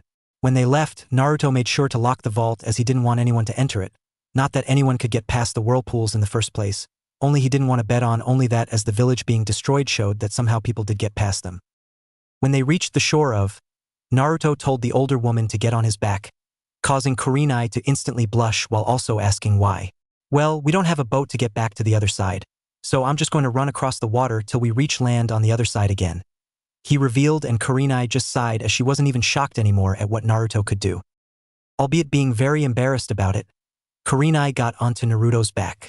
She didn't know how, but in the past 10 months, Naruto had grown quite a lot. When she met him in the Forest of Death, she could only guess that he was just past 4 feet, while now he stood at 4 feet 9 inches, 144.78 centimeters, which was very tall for a child his age. She could only guess that it may have something to do with his chakra, since he told her as well that his chakra continued to grow a lot more as he grew older. It was normal for a shinobi to get more chakra the older they become, just not as much as Naruto seems to have. When she was on his back, Naruto quickly bit his thumb to draw blood. He then threw it at the whirlpool before the wound healed, causing the whirlpool to disappear. With that, he held onto Kurenai's legs, and she had her arms around his torso before running onto the water with high speed. Kurenai couldn't hide her face from the wind since she was taller than him, so she did the only thing she could do. She ducked, which caused her head to be next to Naruto's while he ran. The whirlpool came back a few seconds later, only for Naruto to speed up while carrying the red-eyed woman who still couldn't believe what was happening. 3 days later, Naruto reached the shore. As while he ran across the water, he also jumped from time to time to reach land faster, knowing that Kurenai was most likely uncomfortable in her position. She did, however, fall asleep on his back while he never closed an eye, showing that he was tired. She was still asleep when he reached the land, only he did not stop then, as he wanted her to get as much rest as she needed. With that, he simply took to the trees, jumping from one branch to another as fast as he could while heading towards Konoha. Not knowing that they had reached land, Kurenai was quite surprised to be woken up surrounded by trees. Finally understanding that they were on land again, she spoke to Naruto, who was still carrying her, as he continued onwards. "Naruto-kun, why did you not wake me up when we reached land?" she asked him while he didn't stop, only to respond a few seconds later. "Well, I didn't want to wake you up as I thought that you needed the rest. I know I'm not as tall as you, so it must be uncomfortable on my back, so I'm trying to get you to Konoha as fast as possible," he told her while keeping his focus on the road ahead, only to stop a few seconds later as he knew that she might want to get off of his back now, which she did once they stopped on top of a branch. "Thank you for that. I still can't believe that you ran the entire time while not even sleeping once. You didn't even eat that much when we were still on the ocean," she said, causing herself to blush a little when she remembered that she had fed him while he carried her across the ocean, not wanting him to lose focus. He did tell her at first that he was okay, only to later reveal that he was embarrassed about it before finally giving in to the woman that seemed she could become angry if you got on her wrong side. "Well, it was a little weird for me. I'm also used to it, so I don't mind," he told her, never once revealing to her that he's the only Jinchuriki on the planet and that the Jubi could help him whenever he needed it. Accepting that, the two began to head towards Konoha after Kurenai had asked one more time if he was okay or needed any rest. When he replied that he didn't, they set off to go back home. Only Naruto couldn't call Konoha home at all. 2 days later, after a lot of running and jumping from tree to tree, Naruto and Kurenai finally reached the gates of Konoha. Before they got close to the gates, as Naruto knew about the gate guards, he told her that he would meet her in the Forest of Death in a few hours.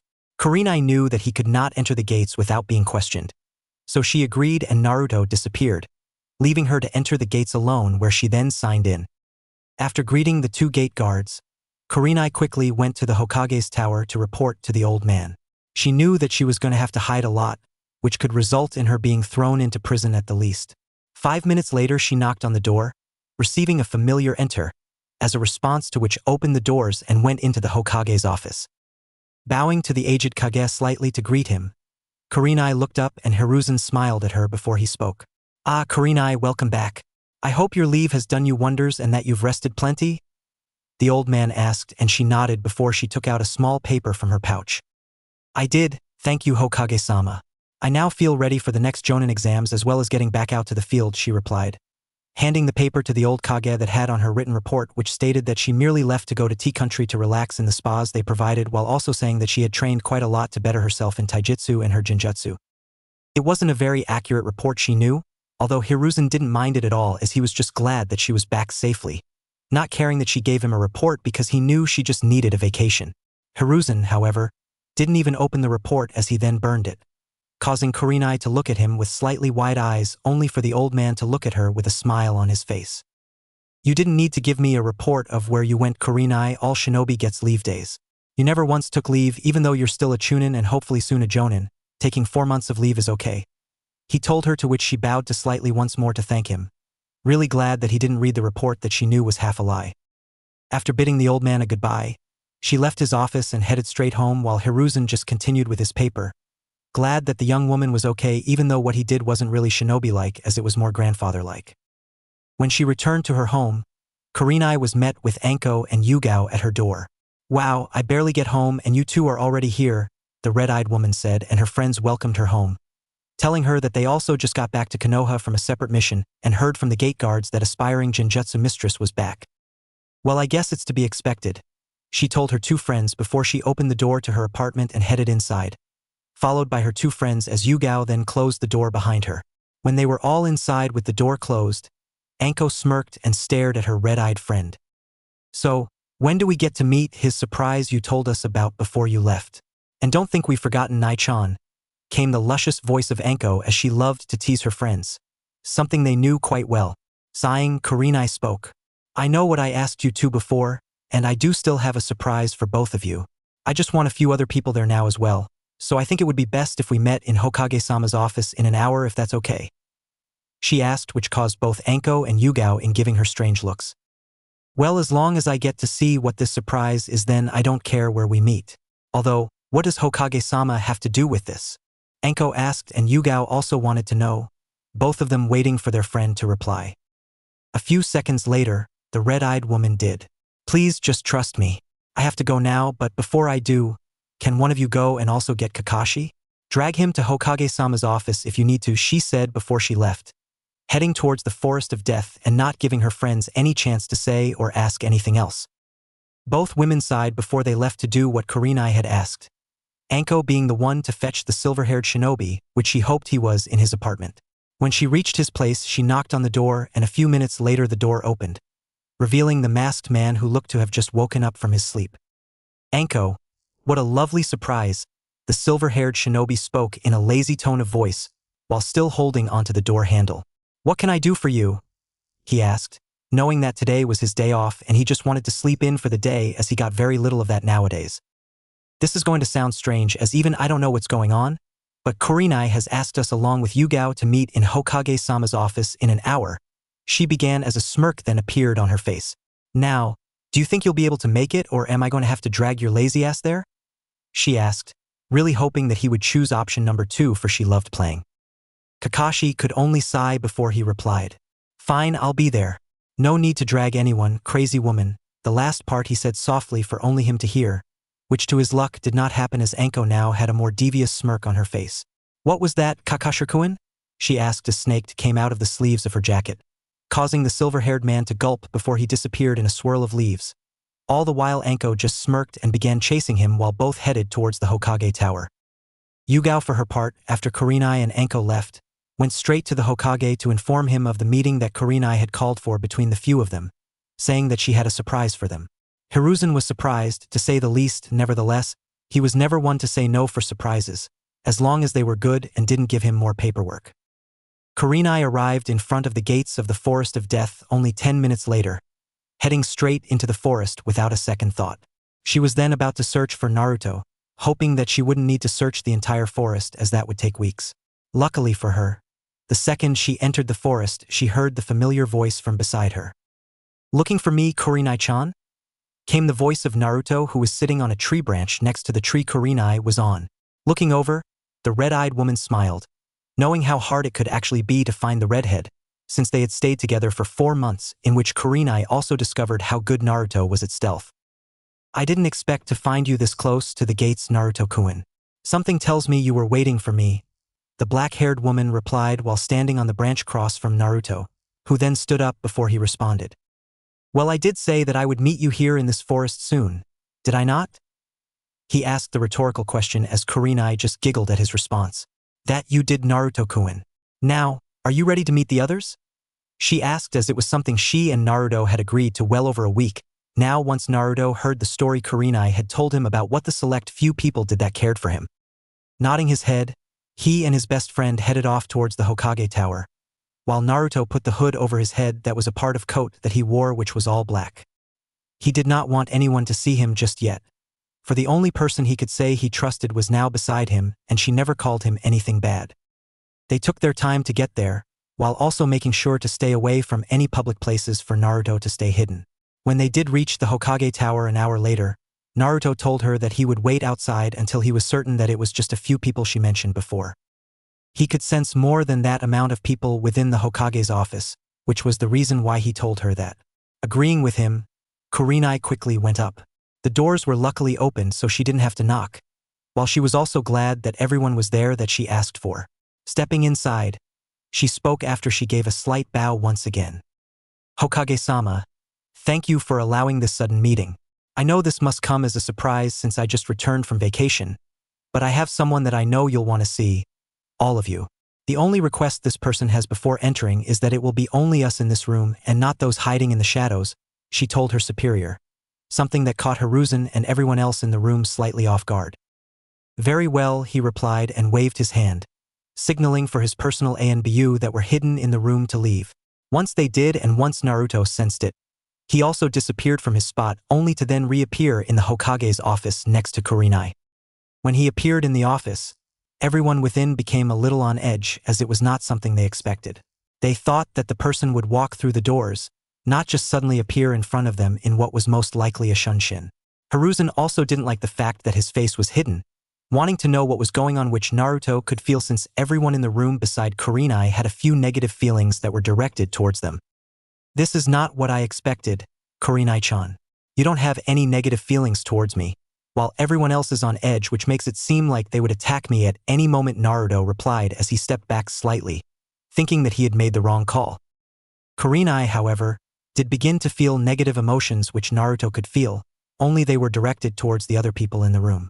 Before she could say anything, however, Hiruzen spoke up. What do you mean you can feel the negative feelings in this room? Can you also please reveal yourself? The aged Kage asked, and young boy just kept his gaze on the ground, not knowing if he should reveal himself to the people in the room or not anymore. It's something I can do, that's all.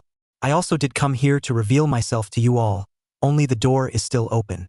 That, and I only trust Kurenai-chan, so if you'd allow me to close the door then I take my hood off, Naruto replied, and Hiruzen just got more curious as the young boy spoke. He nodded to Kakashi, who quickly went to close the door so that the young boy didn't have to, returning to where he stood afterward with his hands in his pockets. Reaching up to his hood, Naruto took a hold of it only to hesitate slightly, something with everyone in the room saw. Then they saw a few tears falling from the boy's hidden face, something that caused Kurenai to bite on her lips as she wanted to hug Naruto now, knowing how hard this was for the young boy since he felt that the old man had betrayed him so long ago.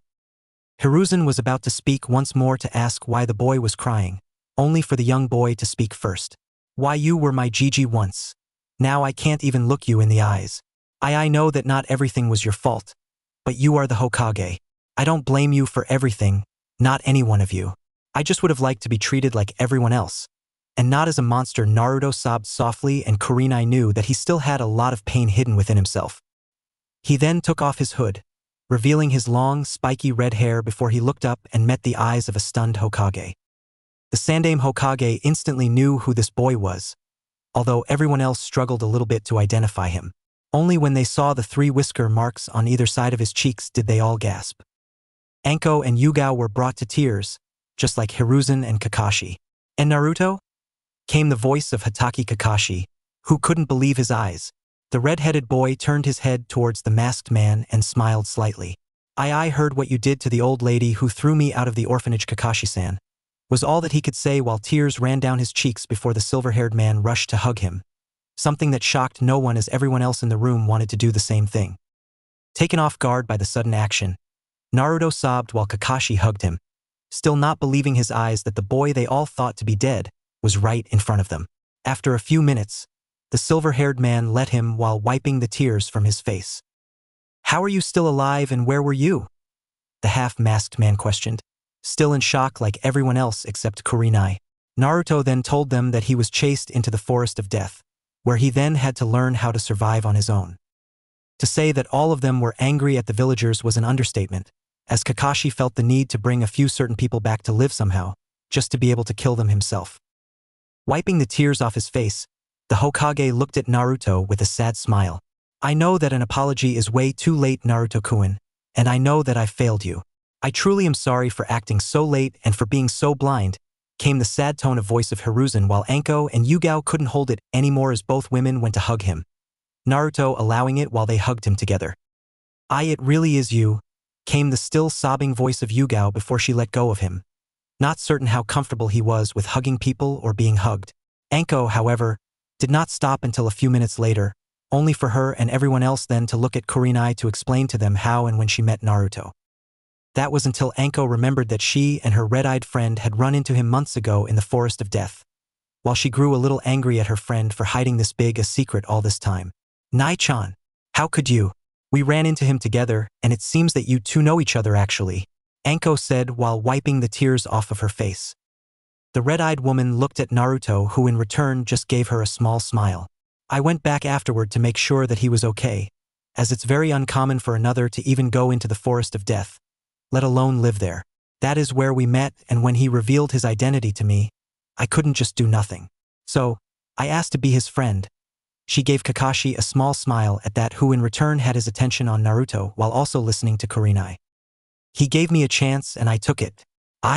She paused for a second and looked at Naruto again, not sure if she should tell them or not since it was his secrets and not hers. When he just kept smiling at her, she knew that she could continue, and she did. I already failed Kushina-sama so much, Naruto-kun even more. I am just really glad that he's the forgiving type, she finished speaking, not revealing anything else as Naruto began to talk only a few seconds later. I know what I know because I snuck into the library a couple of times to learn something. So, I taught myself what I know. He lied for the most part, as he was not about to reveal to anyone just yet about his status or father figure. That caused Hiruzen and Kakashi to smile, believing the boy to be just as smart as his father, if not more. Hiruzen has also, at the time, gotten reports of the windows being broken in at the library. Back then he just figured that it was kids playing around as there were rocks on the inside of the library that they had found. Only now did he learn the truth. I can't begin to know what you've been through, Naruto-kun. Again, I am so very sorry for being a blind old man. Can I ask, however, if there is anything I can do for you now? I can get you an apartment if you'd like or anything, the old man responded as he wanted to help Naruto in any way he could, and in any way Naruto would like. A few seconds passed before the young boy responded. I only trust Kurenai-chan, so I don't think I'd like living in an apartment, as the villagers might try something again once they see that I'm not dead. However, Hokage-sama, I know it's a bit later and all, but is it possible that I can enter the Shinobi Academy? He asked, catching the aged Kage as well as the other three people off guard. Kurenai, however, was in thought about what Naruto had said and about his living arrangements. To be honest, the children you age have already been in the academy for almost 2 years now. However, I do believe that you can join them, as it's not every day that someone comes out alive from the Forest of Death while living in that place for who knows how long, the Hokage said, and Naruto quickly replied. I've been living in that forest since I was 5, he revealed, shocking everyone minus Kurenai in the room once more. Quickly getting a paper out from his drawer, the Hokage signed on it and handed it to Naruto, who began reading through it. Written on the top was Shinobi Academy registration, meaning that he was about to start on his path in becoming a shinobi. He signed on the bottom and gave the paper back to the Hokage, who just put it on top of his desk as he would inform the academy the following day of Naruto joining them. Now, about your living arrangements, the Hokage began, only to be interrupted by Kurenai. Hokage-sama, if I may? She asked, not wanting to go any further without her leader saying that she could. Seeing this, the old man nodded and she continued. If Naruto-kun agrees to it, that is, then he can stay with me for as long as he'd like. She revealed what she had been thinking off for the past few minutes. Hiruzen then thought about the proposal for a few minutes, nodding his head afterward before he returned his gaze towards the young boy, who almost looked like an 11-year-old because of his height. Why you'd really want that, Kurenai-chan? The young boy of almost 9 asked, and Kurenai smiled at him, telling him that she would like it if he lived with her for as long as he wanted. Smiling back at the older woman, he nodded and accepted the proposal. After that, everyone just surrounded Naruto and began talking to him. Anko asked how he had managed to live in the forest for so long since such a young age, to which he replied that it was difficult at first and he was only lucky that nothing attacked him. That was until he started learning more and began to take an interest in shinobi stuff. Then he began fighting the creatures that lived there. Yugao and Kakashi just wanted to know how he was doing, while also asking if there was anything that they could do to help him. The silver-haired Bijū revealed to him that he was a ninjutsu specialist, and Yugao told him that she was a kenjutsu specialist and that they were willing to teach him if he was willing to accept it. It was a little much at first, although he was smiling at everyone else after a few minutes and even accepted Kakashi's offer along with Yugao. All the while, the Jubi just looked through Naruto's eyes at everything that was going on. What will they think of you when you finally show your true self to them, young one? That is when you'll know who your true friends are, the massive entity thought before closing its one eye.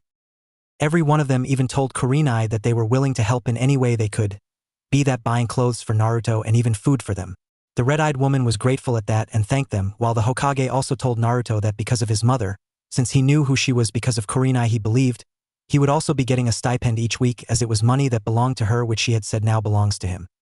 After that, everyone left one by one until only the Hokage was left in his office with a very happy look on his face while also feeling the sadness within himself because of how everything turned out. Kakashi went to buy some food for the young boy, eager to get to know him better if he would allow it. Anko and Yugao went to do the same while Kurenai and Naruto just went to her apartment. When they got there, Kurenai quickly unlocked the door to her apartment and allowed Naruto to enter. She closed the door while he just went to stand in the living room, not knowing what else to do. When Kurenai saw him just standing there after she closed the door, she quickly went to him and told him to get comfortable as they were friends, and that she didn't mind that he was staying with her now. She also told him that it would give them a chance to become even closer than they already were. Something Naruto seemed to want, as having a friend felt amazing to the young boy. The day passed quickly after that, with Kakashi, Anko, and Yugao being in Kurenai's house most of the time after they brought the food they went to buy for them. They too wanted to get to know Naruto a little, even if they knew that he didn't trust them, which was logical. Luckily, the redhead gave them the chance, knowing that if they were Kurenai's friends, then they wouldn't hold anything against him or call him anything bad. That day, all of them made a new friend, as even the normally lazy Bijū captain asked if he and Naruto could be friends. He accepted it with not only him but with the two other women as well. It only seemed that now, all of a sudden, he was getting more and more friends, and it felt amazing to the young boy. He was never really alone because of the Jubi. He was, however, glad to make more friends that he could hopefully trust in the future. Hiruzen, however, while doing his paperwork, somehow knew that the paperwork he had now was nothing compared to what he'll have in the future because of the young boy. That is, if he was anything like his mother, which caused him to look at the paperwork with even more horror than before. They called him the Curse of Konoha? I believe he's a blessing, the old man thought to himself while he did his paperwork. This old man will do whatever he can to help you now, Naruto-kun. I won't fail anymore, was all the thought before he too called it a day. A very eventful one at that.